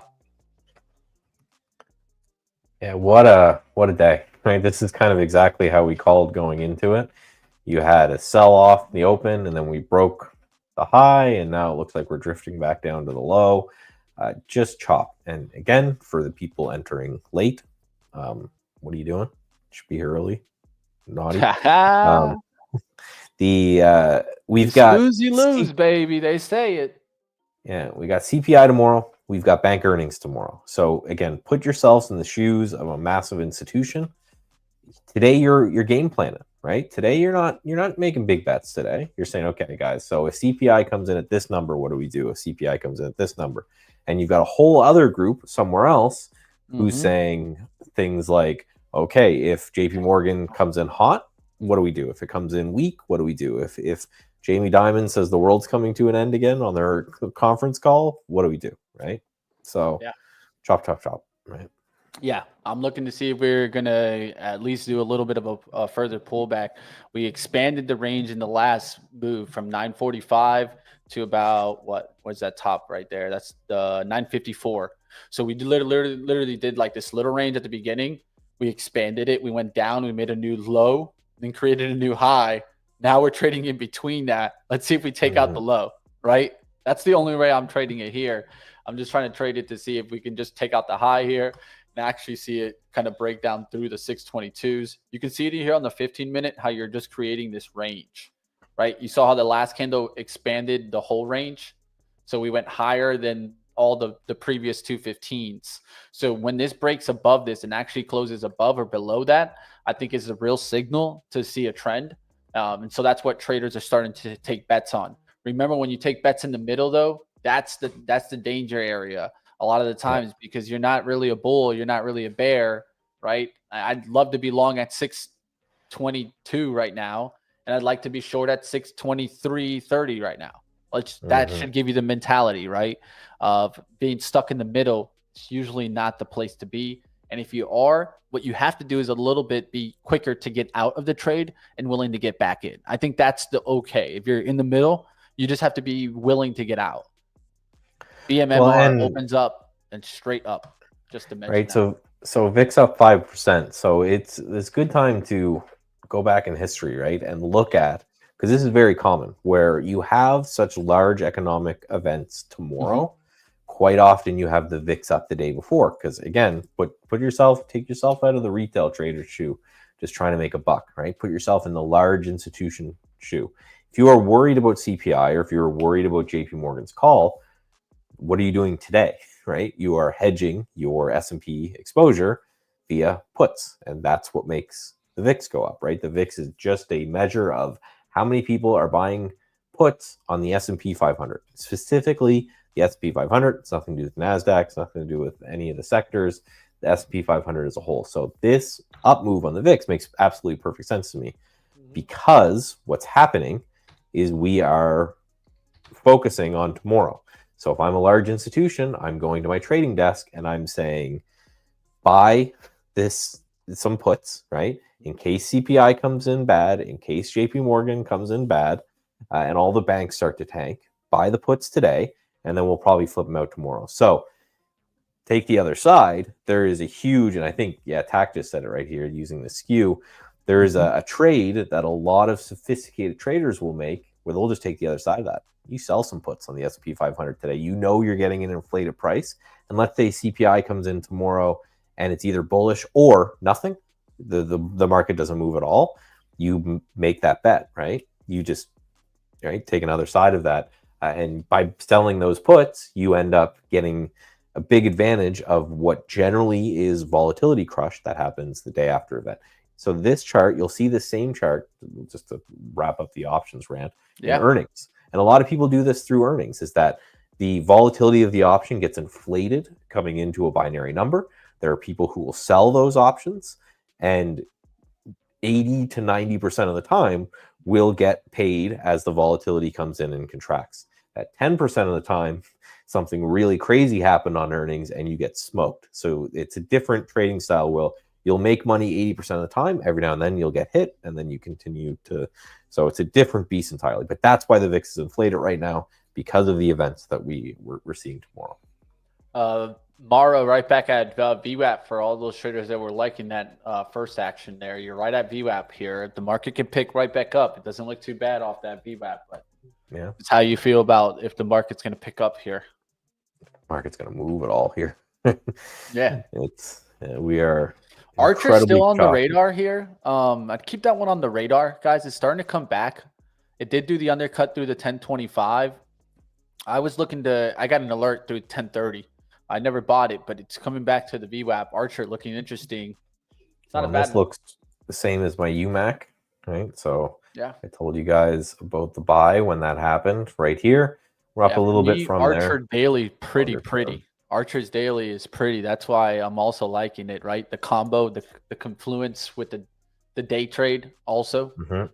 So Yeah. So yeah, a lot of these things and that, right? Our cat is popping up here as well. So a lot of it being bled by that. I've had no more closed positions since last time I did the rundown, but like we talked about MU, right? Long MU, that's working out well. UMAC, got a KTOS trade. What MBIS we talked about already. ooh, NNE That starting to get hot. up a little Remember we bit, talked about SMR. and Tesla here. Tesla's starting to do a little bit of a bleed, so Tesla's starting to pay off just a little bit there. SMR now almost to the high there. That was a great pullback to the 38. If somebody was able to nail that 38 pullback, really nice pullback there in the last 20 minutes. So boom, boom. Now heading up to 39.50s, and that should help GEV. That should help your CEG. You can see those stocks starting to lift off there. Even Archer starting to make the move there. So, but you're starting to get some of those names that really start to move in that space. NNE, I like that break of the 35 now. Maybe a pullback here to 34.50s, but really starting to look good there. Even Zscaler that was hurt, remember, in the hurt, now starting to come back there. So that's a good thing to see there as that starts to climb back, right? So shorts aren't winning on those, and that's an important thing to see. Coin continuing now almost 400. When we brought you this name at 260 on the flag pattern, 50% higher on a name like Coin. That's crazy. APLD really starting to move there, and this doesn't look bad there, guys. It could break the 960 and really run. We'll see what happens on that. Sun has been pulling back there, so big flyer is starting to pull back a little bit there. Archer starting to get the move here. The market could start to run here. We'll see if it starts to get the move back through the 1060. Yeah, let's see if it can leave VWAP, right? It seems like we are tethered to VWAP right now. We need some sort of divergence to happen there. But yeah, UMAC is doing very well with this. Seeing stock twits actually down. That's interesting. Short crowd strike or just short stock twits. Do people even use stock twits, really? I mean, no. they used to, but I don't know if they really use it anymore. They got a fresh cash infusion of, I think a while ago, and they've been trying to kind of pump some life back into it. Yeah, still they've been mostly, trying. I think the thing is just it's such and I gotta say it's such BS. A lot of the trade ideas on there, that it's kind of hard, right? It's just like a whole bunch of like cult oh, meme, this stock is gonna keep going. And I don't know about you, I can't take that serious as a real trader. I don't take any. If I could find an app somewhere where I could post all these social medias and only ever see people responding to me and not see anything else, I would be a very happy camper. BMNR still going, eh? BMNR. Yeah, that thing's still rocking and rolling, man. Ooh wee. Almost 57 now. 40% gainer today. Wow. The crazy part is if you look at the daily, it's a blimp in the move. This is not even a big move. On the daily, it's not a big move. Yeah, I know. That's what it's like. A 40% gain is like nothing. It's nothing. It's a tiny candle. It could not be a bullish candle on the daily. That's what I'm pretty much kind of referring to, right? It could end up not even being that bullish that it's doing this, because it's just bouncing to the 9, right? It's just bouncing. And what did we know about BMNR that I talked about on Thursday? There was a big short that got out of this name. He covered hundreds of thousands of shares. So just Which, saying, you know what I again, is mean? still, what are we doing per candle here on it? Yeah, we're doing geez, like 500,000 shares every 2 minutes on PMNR, right? So you always got to curtail your numbers. Yeah, this Yeah. thing is not doing. You look at it, and this is why you have to change your position sizing of what you trade depending on the stuff. Like, you have to. This is why, like, all pro traders will use ATR for a stop, or they'll use a place on the chart or something like that. If you're trading this thing and your stop's not like 20%, you're probably just going to get stopped out due to random noise. So, yeah, this is crazy. Couldn't agree more that it's, you look at the number, you say, wow, 40% move, and then you look at the chart and you go, it's kind of just a choppy day. Yeah, that's the hard part. That's why it's hard to go after these after they've made the run, right? And that's Yes. the hard Yeah. business, man. GEV continuing, man. That thing is just a monster. GEV. Here's one for a swing alert. Nextera Energy breaking a big time resistance that I've been watching for a while, and it's also in a space that has that kind of data storage. They do have access to things like BE, like Bloom Energy. And so Bloom Energy hot today. Also, I've been trying to catch this thing. I thought it would pull back a little bit further. It said no. I'm not going to pull back further. I'm coming right back for that. So watch for that. That's a good space to look at, man. And you guys know how I've been talking about SQM. I'm going to continue to watch these lithium names, but I think this is something to watch there. The Nextera Energy, XLU going higher. So you can look at different names, but I like Nextera. Duke is another opportunity in the XLU, right? Could be an interesting trade right there.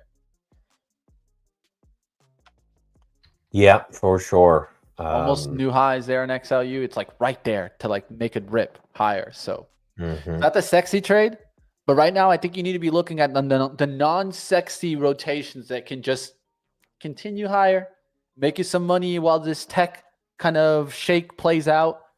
I think there'll still be another tech run. I think Michael agrees, but it's okay to have some shake up here because tech is what led a lot of this push up, right? So now you want to see the rotation just continuing to play out and other stocks kind of driving or holding on.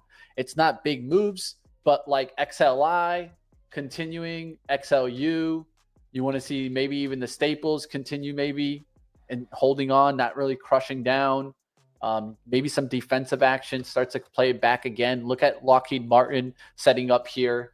I think Lockheed Martin has a nice setup if it goes back through 500, right? I would watch this on a bigger time frame chart, but if you can get some of these defensive names to push, that can continue to help. Right now, SPY still playing this range in the 15-minute, guys. So we talked about it early, how we need to stay like waiting to see this range break. Got to wait to see this range break right now.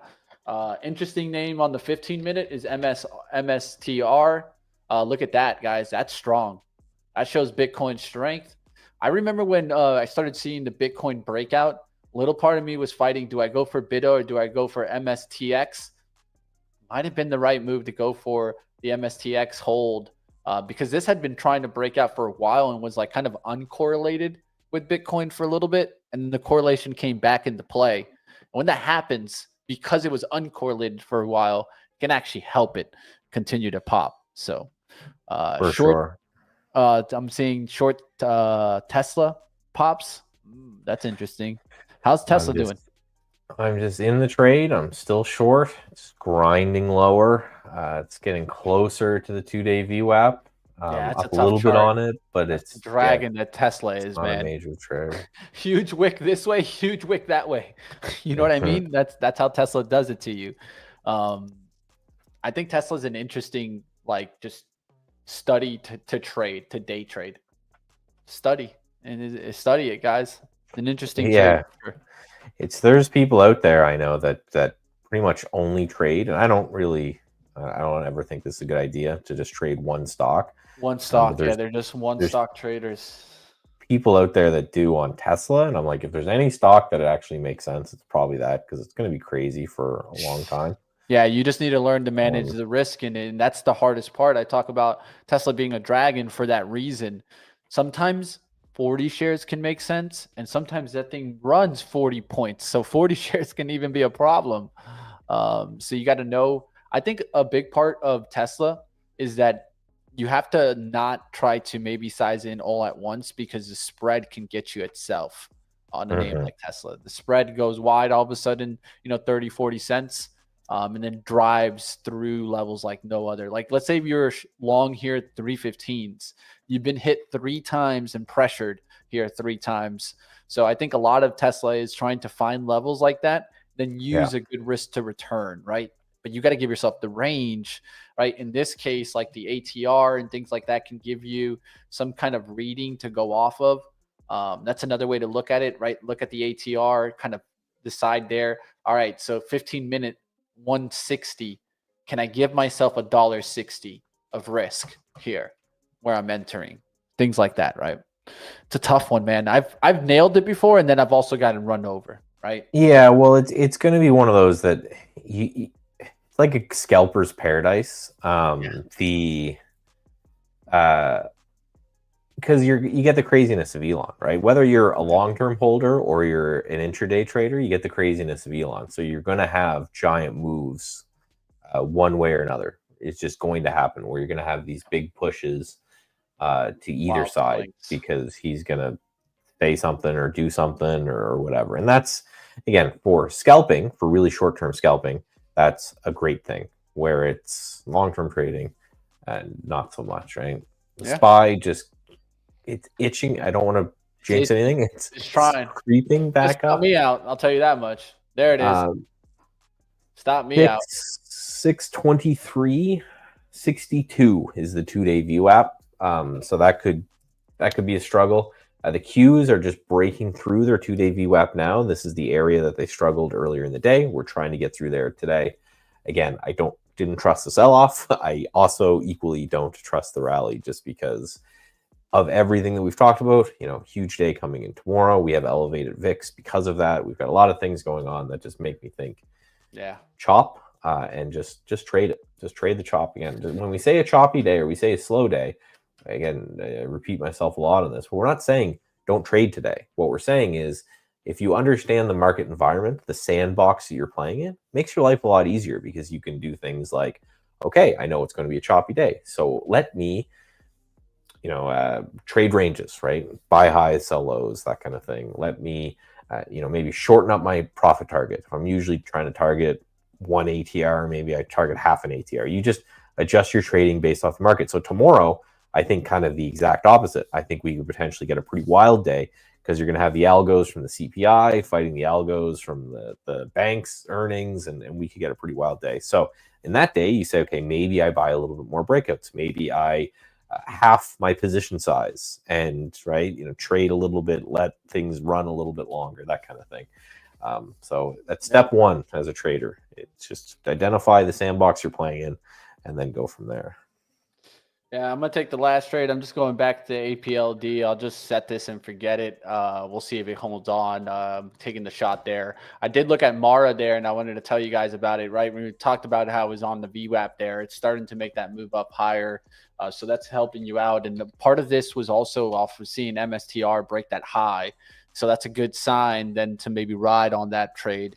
Clean Spark was on the same spot. We'll see if that kind of goes up higher. BTBT pulling back now. We'll see if that can continue. But look how the SPY also just stopped right at the tip of that box, right? So just be careful, guys. We're definitely getting played with here. And when you get played with, realize the only person that gets cut out a lot of times on these trades is retail, as institutions are just sitting on the sidelines. And we are the ones trading between these lines right now. And when you're trading between these lines, you can get chopped up. So if you're noticing you're getting chopped up right now, well, this is part of it, right? You got to understand sometimes you got to wait for the range to actually break because we're just staying within the range right now. And this is not helping things because all you're doing is kind of closing in this gap and you're not being able to really break out above of it from Friday's action. You're not breaking the low, essentially chop, chop, chop still. Even though the market's up today, it's really not like making a big move. It's just slightly higher than VWAP. right? So just be careful out there, traders. I have a feeling we're going to be in for a little bit of a rough day, maybe a better afternoon. Yeah, I definitely agree with the rough day. And then we live in an environment where one tweet and all of a sudden everything we've said about it being a quiet day can go away. So just make sure you're always at the ready, because some craziness can always occur. Yeah, and then the look starts coming of CPI tomorrow, and I think some people are expecting to see some inflation show up, but I'm not in that camp either, at least not yet. And part of this is oil prices that had went down, so I don't expect to see that. If I saw a big lift in oil prices, that's when we're going to start to see a little bit of an adjustment. I'll be watching for that. Another thing that I'd be thinking about in the long run here is that's the concern for me in the market now. It's no longer the tariffs, it's the effects that come from tariffs. So some people were talking about like watch for corporate earnings and things like that. I think, yeah, that can make an impact, but I think inflation numbers will come in first. That's why eyes are on tomorrow's report, but I still think it's early because these new tariffs are not in effect. There's still lighter tariffs that are in effect. And those light tariffs, maybe they cause a blimp, maybe a 0.1 above the estimate. But other than that, I don't expect a surprising one. But I do expect at some point we will get that surprise, right? That's when the market will pull back. It'll use the pre-market. It ain't going to give you a chance in the open market to get out. So you got to stay with these inflation numbers. That's what I would say. Of course, no guarantees on which side that's how it happens. But I would really be watching for those days to be the day where they really kind of wash it on you. Because that's how it is a lot of times with these trend trades also. You ride the trend, and then one day, there's just one day that they just wipe out traders a lot of the times. So ride the wave, continue riding the wave, and know the trend's your friend until it isn't, right? And it's all about, right? It's there's the people are already baking in their number, right? They already have some idea of what they think it's going to be. So that's why it's you focus on what is the output, right? Don't talk about, like, I'm not curious about what they say they think the number is going to be. I'm curious about what do they do when the number hits. Are they buying or are they selling? And we'll see that pretty quickly, just directly in the price there. But we seem to be just kind of drifting higher. I know you got JP Morgan up there. This will help you. This will help you if it can start to break the highs, guys. I think this is a good trade to watch for today into the earnings. So if you're looking for a trade right now, you haven't taken trades, this still looks really good here. I'd try to risk on the 286 here, gets close to 287, but that's just me. You can step up even here. Looks really good. We'll see what happens there in the bank trade, right? This is definitely a little bit higher priced, but you can go for it. It looks great. We'll see what happens on that. I wish you guys best of luck. Bank trade looks interesting to see if the SPY can continue now. Yeah, just to show you guys. Look at that. That's pretty cool. An update on the bot, right? We're getting more and more positions in there. We only got 3 exits. Again, we talked about it. MU for profit, SBET for profit, or for loss, and OSCR for profit. So yeah, we're trading away. We just got another one in there as well. Still not getting anywhere close enough to my buying power problem stop out. So I've got to up those numbers, up those systems. And it's not about taking the current trades bigger. It's about taking more trades and hopefully uncorrelated systems so that it's spread out over time. Reduce risk, increase return. That's always the goal. All right, we'll see what happens out there. I'm just hanging on tight now, just watching the show, enjoying it. XLF holding on well. I think that's your area that you could see go higher, that could push the market here.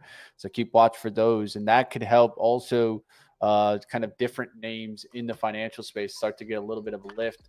How's SoFi doing today? It's on the pullback. We'll look to see if that can push right back through the VWAP.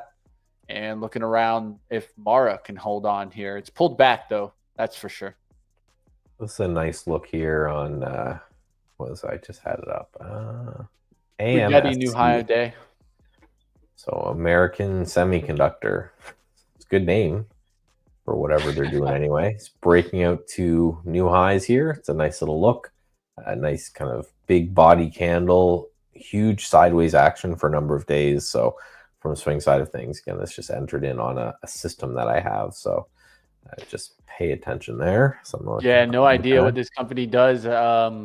It's in diversified industrials sector, and it's in the industrials. So that's the interesting part. Has superconductor in the title, but I don't think it has specifically. You'd have to look a little deeper in this company because there's something else. Maybe it's some chip making equipment that they sell or something like that. So, well, let's see. I have no idea this company. I haven't done a lot of research in this one. Megawatt scale power solution and extra generators, drivetrains, power. Nothing to do with the name. So nothing to do with maybe some chips for these energy solutions. So it's also what power solution data. Like I've been talking about the battery storage play. It's part of those. And there's a reason why I brought you guys the theme. I try my best to bring you guys the themes, and then you guys got to find the companies within that theme sometimes, right? This is one that I didn't have on the radar. It doesn't mean that it's not going to make the move, right? There's so many names there. FLNC is one that I'm watching on the pullback. It's back down to 8. It's had about 3 days of pullback. I would love for this to undercut and gap down to 7. Then I'd definitely pick it up. But FLNC on the radar. Yeah, just a nice little clean break of these highs right here, but needs to stick to landing. Nice, just great looking bull flag, right? And I think all-time highs too. Oh no, definitely not. Multi-year highs, we could say that. Nice little look there. Most sectors now, we have IWC, which is our micro caps, actually green on the day and up pretty significantly. SPY is lagging here. We have IWM leading. Again, not something I say often, but IWM on the way up here. And then we have the Qs basically exactly flat on the day. But considering we were down like 0.5% when we opened up on Sunday, I think it's just overall good that we've gotten that nice grind higher.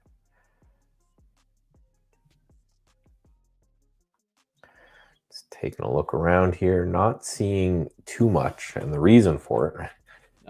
Inside yesterday's range, and then look at this tiny little body candle on the SPY, right? So not a lot going on. So make sure you here we go. So we hit that 2-day VWAP almost to the tick, and now we've reversed right back down. So it just can't, the market can't get out of its own way here. It's kind of stuck in a range, which we called.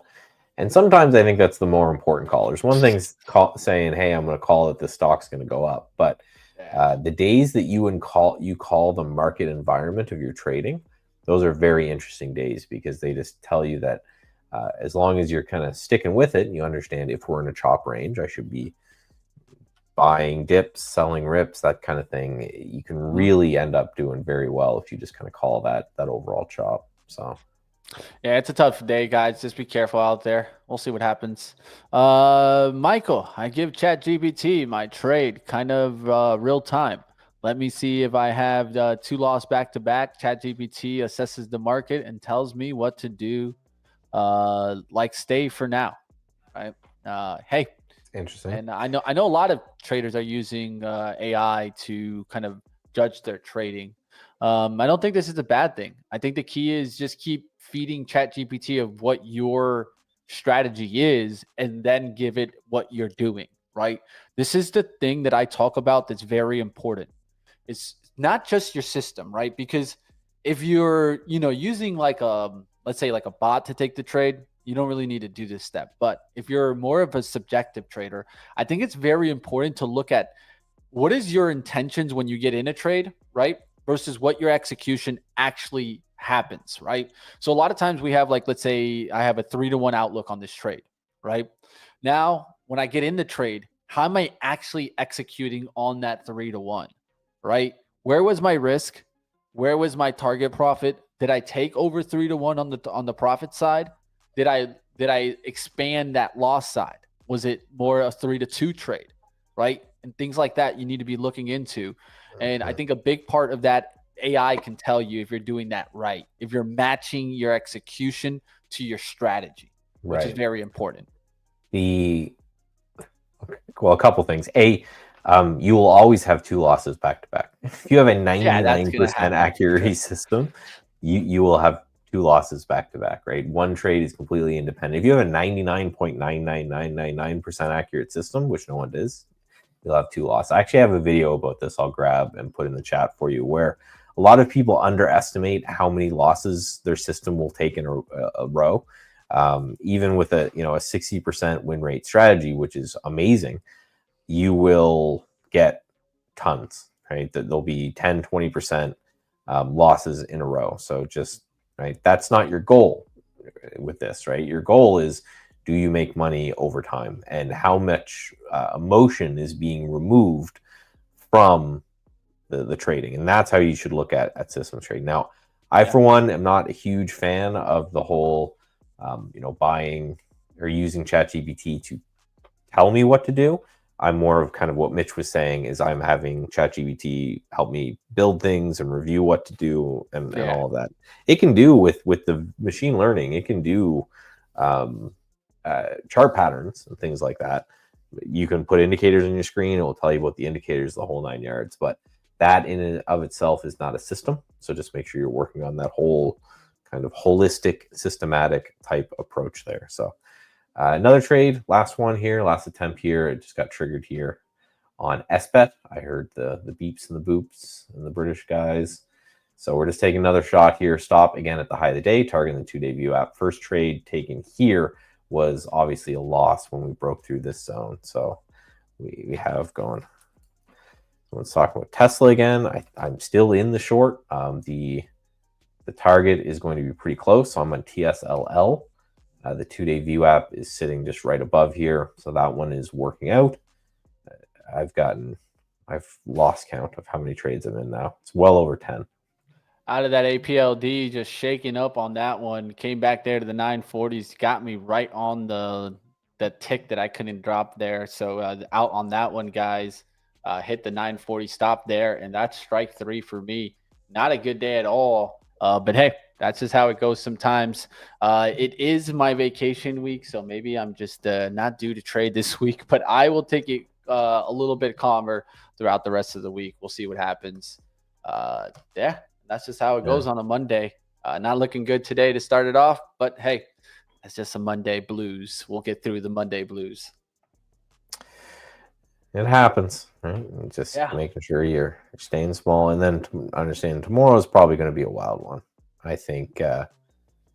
It's just choppy too, and the VIX is still coming back up, so the spot could still drop there. I think at the end of the day, we're getting towards the later innings of this rally, so it's going to be tough. It's going to be tough sledding here. I think you got to be careful on both sides here. And then a lot of even traders that had long-term swings, I'm starting to see them be a little bit weary of this market. Well, yeah. Well, again, with huge numbers coming up, earnings season on the horizon, right? There's a lot of things. And then you contrast that with the fact you generally have lower volumes because it's summertime. So it's battling the kind of, hey, we're getting all these news events, but volumes are going to be lower.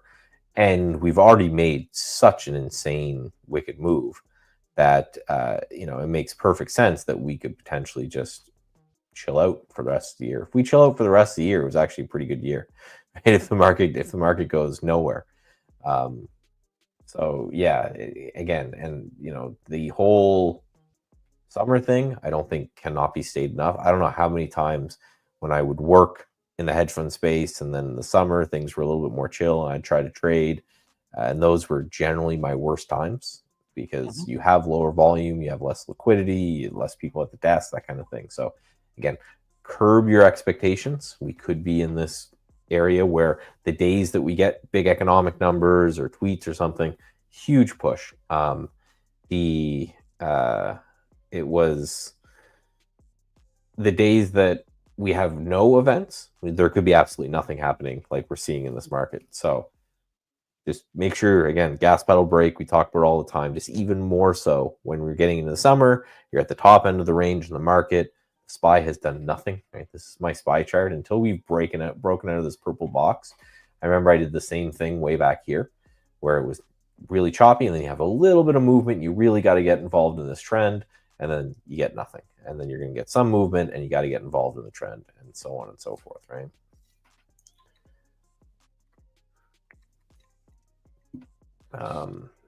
Looking around, Archer's starting to rise there, so those look good there. And APLD literally to the tick.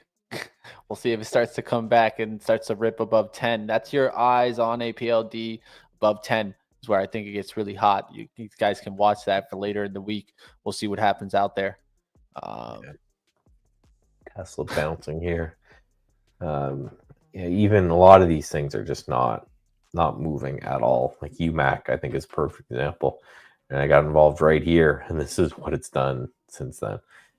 Less than nothing. So I'm up like 5 cents per share in it. And again, that's just part of it, right? Different market environments are going to be different expectations. Like one thing I learned right away when I was trading this AVWAP strategy is that during earning seasons, it seems to perform way better than not.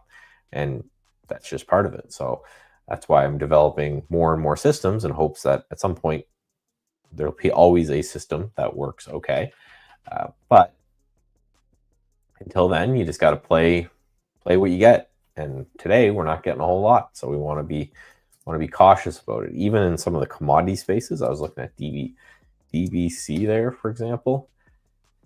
DBC is just commodity tracking ETF. You can see nothing there as well. So commodities aren't moving. TLT bonds aren't moving. Stocks not really moving. So we just have to be calm. We got to be patient. We just got to wait for something to wake up this market. And it seems like that will be a lot tomorrow. So like this is SOX grinding up. That's what we want. When you have a market that's doing nothing, you want to get the grinders, right? Because that's what's going to potentially just continue all day if the overall markets end up doing nothing.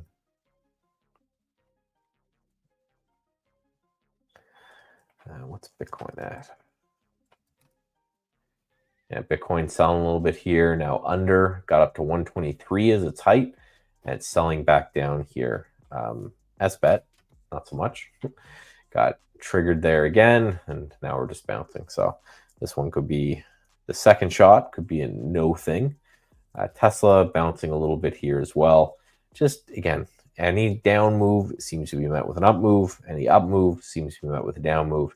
And we're just kind of in that environment where we don't want to go too crazy on either side or either direction. We just want to wait, right? Take a deep breath, and then go from there. All right, we'll see as the market continues to rise, and also the VIX rising. That's always fun. Yeah, people loading up on puts before the day. I know a bunch of traders, and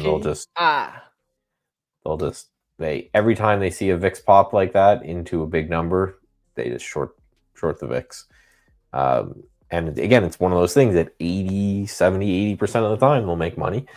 Every now and then, the CPI print will be so out of line from what people expected that you'll actually get a huge move based off it, and that sucks. Yeah. But it's a different strategy, right? Trend following is a lot of tiny losses and then a huge gain, and then strategies like this is a lot of tiny little gains and then a huge loss, and then you're just hoping that skew in the long run of risk reward ends up working out in your favor and then paying you a little bit, but. It's not a game that I would do. It's kind of like the Tasty Trade model, the way these guys just sell options all day long. You're trying to be the casino, right? You got to think about it. If you're a casino, your whole job is you're taking a little bit all the time. Every now and then someone's going to hit the jackpot and you're going to have to give them $1 million, and that's going to suck. But you're just going to get a couple bucks from the edge of the games over and over and over again. I could see myself maybe doing it in the future with some amount of money. I just haven't yet it's just I need to be able to backtest it. Backtesting options is really, really hard, but I just don't know if I'd have the mentality of just you make, say you make a couple $100 a day, and in return, every now and then you got to wake up to like a 10K loss. Like that would be, I don't know, it'd be stressful, I would think. Whereas I'd rather lose a couple $100 a day and then wake up every now and then to a 10K gain. All right, we'll see. Yes. As the markets just hit the pause button today. PSIL not moving. I only comment on that because I see MindMed up a little bit today. Just trying to look for what sectors are moving. ARC, I'm getting good relative outperformance in ARC. That's probably a lot to do with It's the financials in the real estate area. That's a compliment. WGMI up 3%, although giving it back pretty harshly right now, where it was way up here earlier, but like we saw with Bitcoin selling, that's coming in. KIE, which is insurance, up pretty big, nice boring sector. XBI is up really nice. This chart actually looks really nice in the biotech sector. So if we have biotechs, if the banks report well, and we have these smaller banks doing okay, then we have biotechs and banks up. It's a good thing. That's a good thing for our small cap sector. And again, I love small caps just because I like trading. I really like trading small caps better than large caps. You just get more of a bang for your buck. UFO, so our space stocks are up a little bit here. Hack up. ITI, which is broker dealers, up. And then what do we have that's like doing the worst? Let's go down. Well, they delisted the corn ETF. That's sad. Copper and oil and silver and gold and wheat. So commodities taking it on the chin today. GNRC. Is that the Generac? This is the hurricane play. The only time I ever see Generac, is there a big hurricane expected in the States? The only time I see this one mentioned is that there's... I think there was one. Not right now, but we'll look at the hurricane watch. Because I know there's I know a couple of traders, and they like pay really close attention to the weather, and if it looks like a big hurricane's coming, they buy this stock. It's a way a lot of large managers hedge, I think, versus storms. It's hilarious because for those who don't know, this company just makes generators. So, power your house when it's off for a bit. I think I have one from them. I think. I don't know the model. It's out in the shed. And yeah, just plug in, away you go. And Home Depot. Yeah, that's another good thing. People will trade Home Depot based off of if they think there's something coming along. Because you got to buy all the stuff to board up the windows, and then you got to buy all the stuff to fix the houses after the storm comes through. So that makes sense as well. It's funny. There's all these like little niche plays that a lot of people will do. Like little tiny niche plays. And I guess if you built up enough of them, it could end up being something that's an interesting trading style. Yeah, it says there's some interesting conditions here in the Gulf that could cause something in the next couple of days, but nothing yet. So they're getting way ahead of it. But there it is. Airbnb tends to do well after storms. That's interesting. I never thought about that. But that makes sense.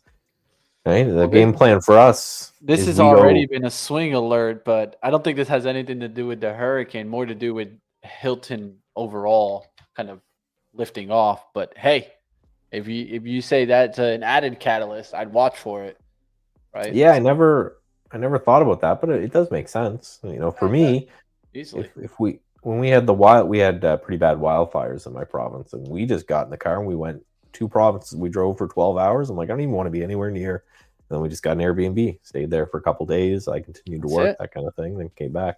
So I never thought about it, but it makes sense. And it's one of those, the reason we're having this discussion is A, the market's not moving, but B, it's always good to have in your brain, where do market participants go when certain events occur? Because, it wouldn't be an obvious one, that Airbnb. So maybe that could be one that could drift. You could make a couple % here or there if you end up getting, something happening where there's a major storm or something like that. You can put some in there. Yeah, that could be Gold, a bucks, bet yeah. right there, guys. Maybe Generac is a good bet here.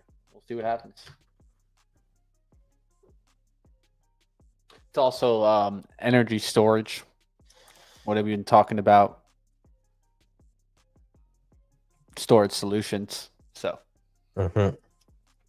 APLD, man, starting to get going. Of course, it got me out. It wanted to do the move right before the big move. So there it goes. It looks great now. I can't get after it. I'm on strike 3, but hey, maybe somebody will be able to make some money. And you can So see it on the APLD. daily.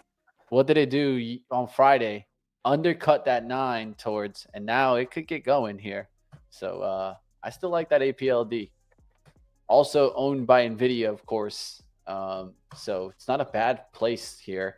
It's also come back to the 50 EMA and holding that 50 EMA really, really well. So a lot of times you'll get those breaks the short term that come to the medium term moving average, and then now you can get the bounce. I think some people are definitely playing that today. And I've also seen a lot of sizing in on the tape. So with a small stock like this, to see the sizing that goes through, it just shows me, yeah, they're watching it. Was waiting at 9:35, missed the bid there at 9:35. Hey, Sean, don't worry.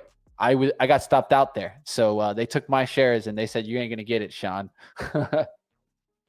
So we'll see what happens on that one. APLD could be right back up there. I think the real breakout signal is above this line here. So you really got to look for that break towards 11. That's going to tell us that, yeah, this is starting to come back. BAC looking a lot better now. I think this one's an interesting one for the day trade right now, starting to hold here.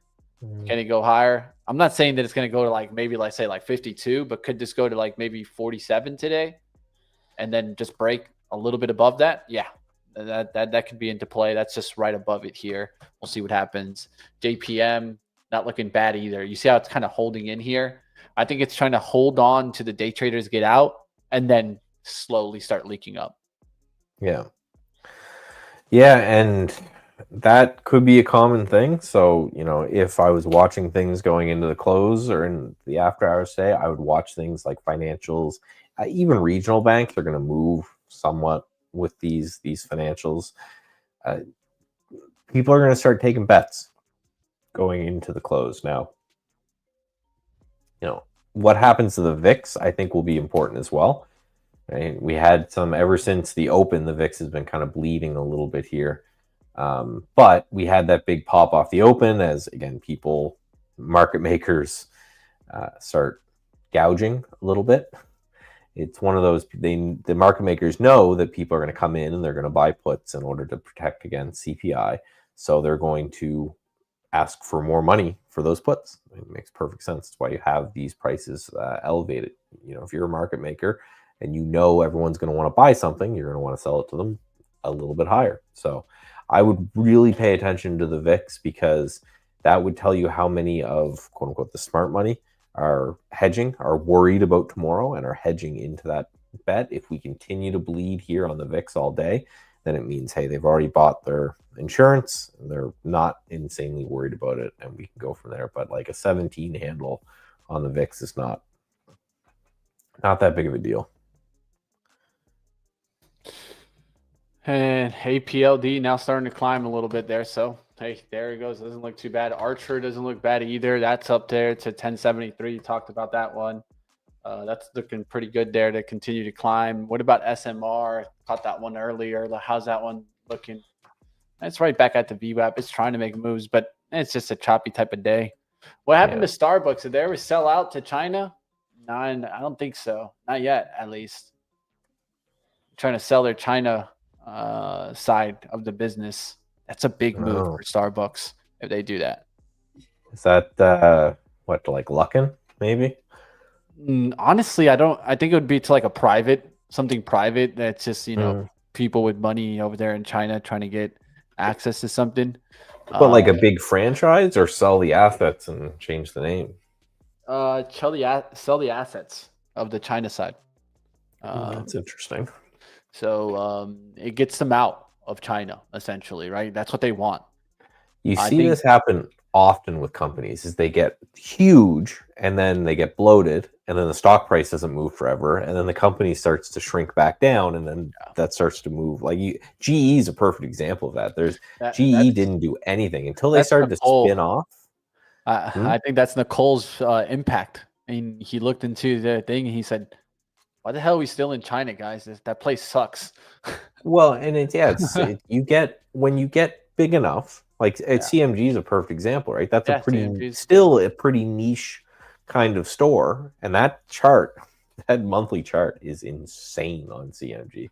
So he might be doing the same thing where he says, "Listen, the problem with Starbucks is we're too big. We're too big to maneuver correctly. We're too big to make moves that we want to make." Yeah, to make growth moves, especially in the US, right? Where their focus really is at the end of the day. I think they've done China because they've done well, and they're starting to see that the economics just don't make sense in China, at least for this case. I think a part of that had to do with manufacturing also. Maybe they're making cups in China, right? And all their things are being made in China. That's why they were in China. It improved relationships, I'm sure, on dumb stuff like even, let's say, maybe even coffee prices, right? Who knows where they're getting their coffee from, really? Let's be honest. But I think all these come into factors, right? Supply chains come into factors and all that.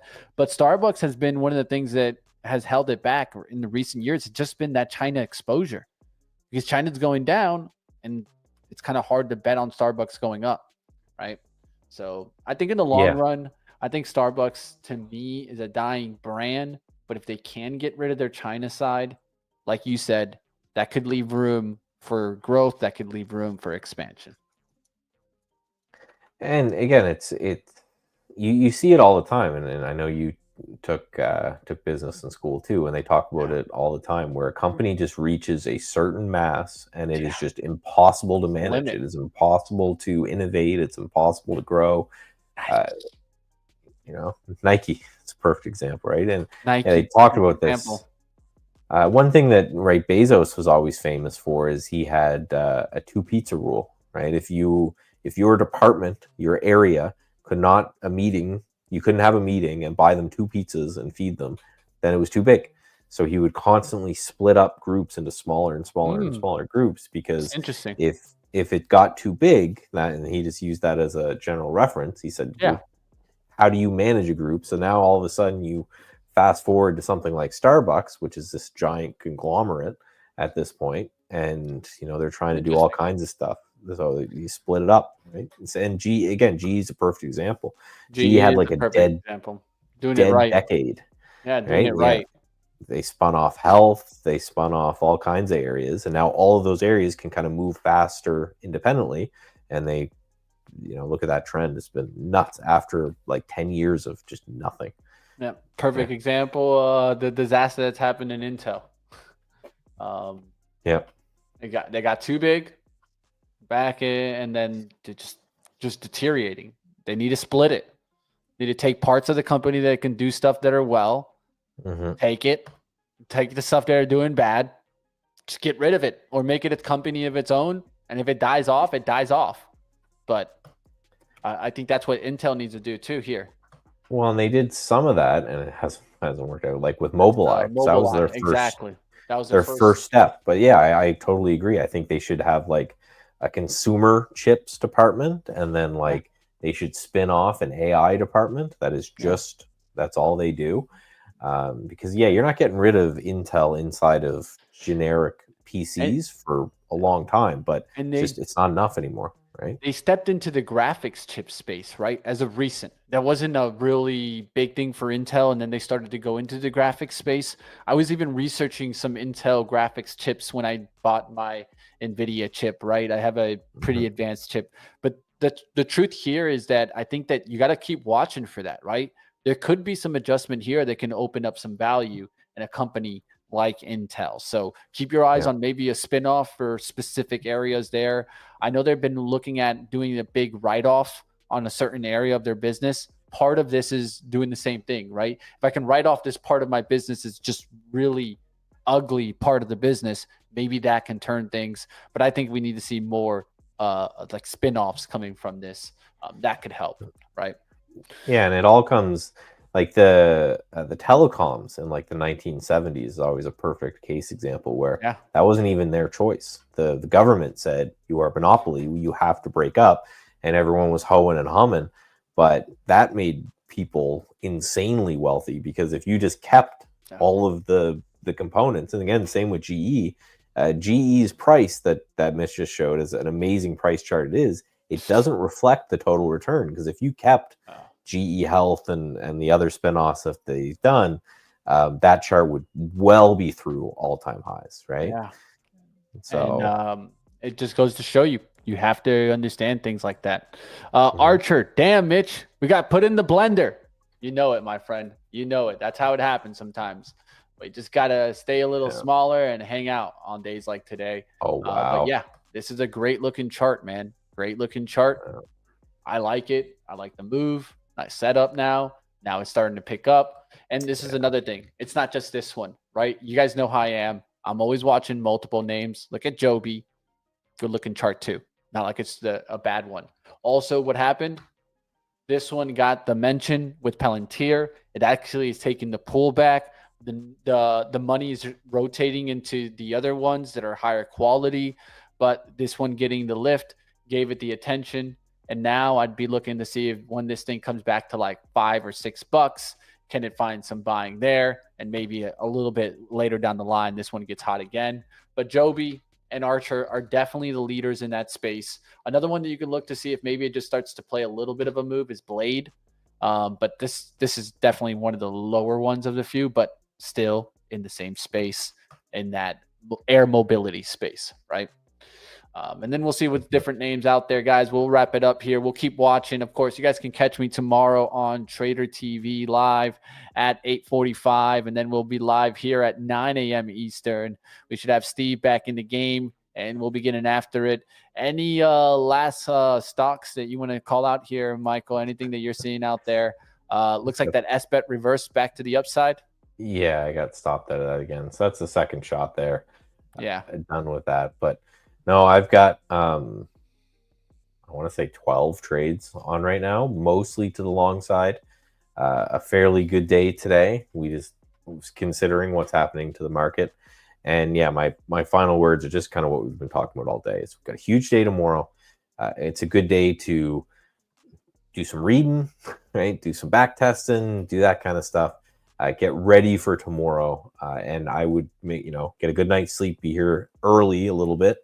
So that at 10, we can talk about what happened in CPI and the bank earnings, or not at 9, and then be ready for the open, just because it's going to be, I think, the biggest day of the week. So it's a good one to make sure you're locked in for.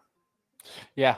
Watch out there, guys. We'll see what happens. Like always, stay safe out there, guys. Keep battling in the markets. Not always easy. And one thing's for certain, we'll be here to battle along with you guys. That's what it's all about, guys. That's what it's here. Trade the pool. See you next time. Well, I got out of the pool today and I didn't get much cash, but guess what? The fun part is the pool's there tomorrow, guys. So we'll keep getting after it. See you next time.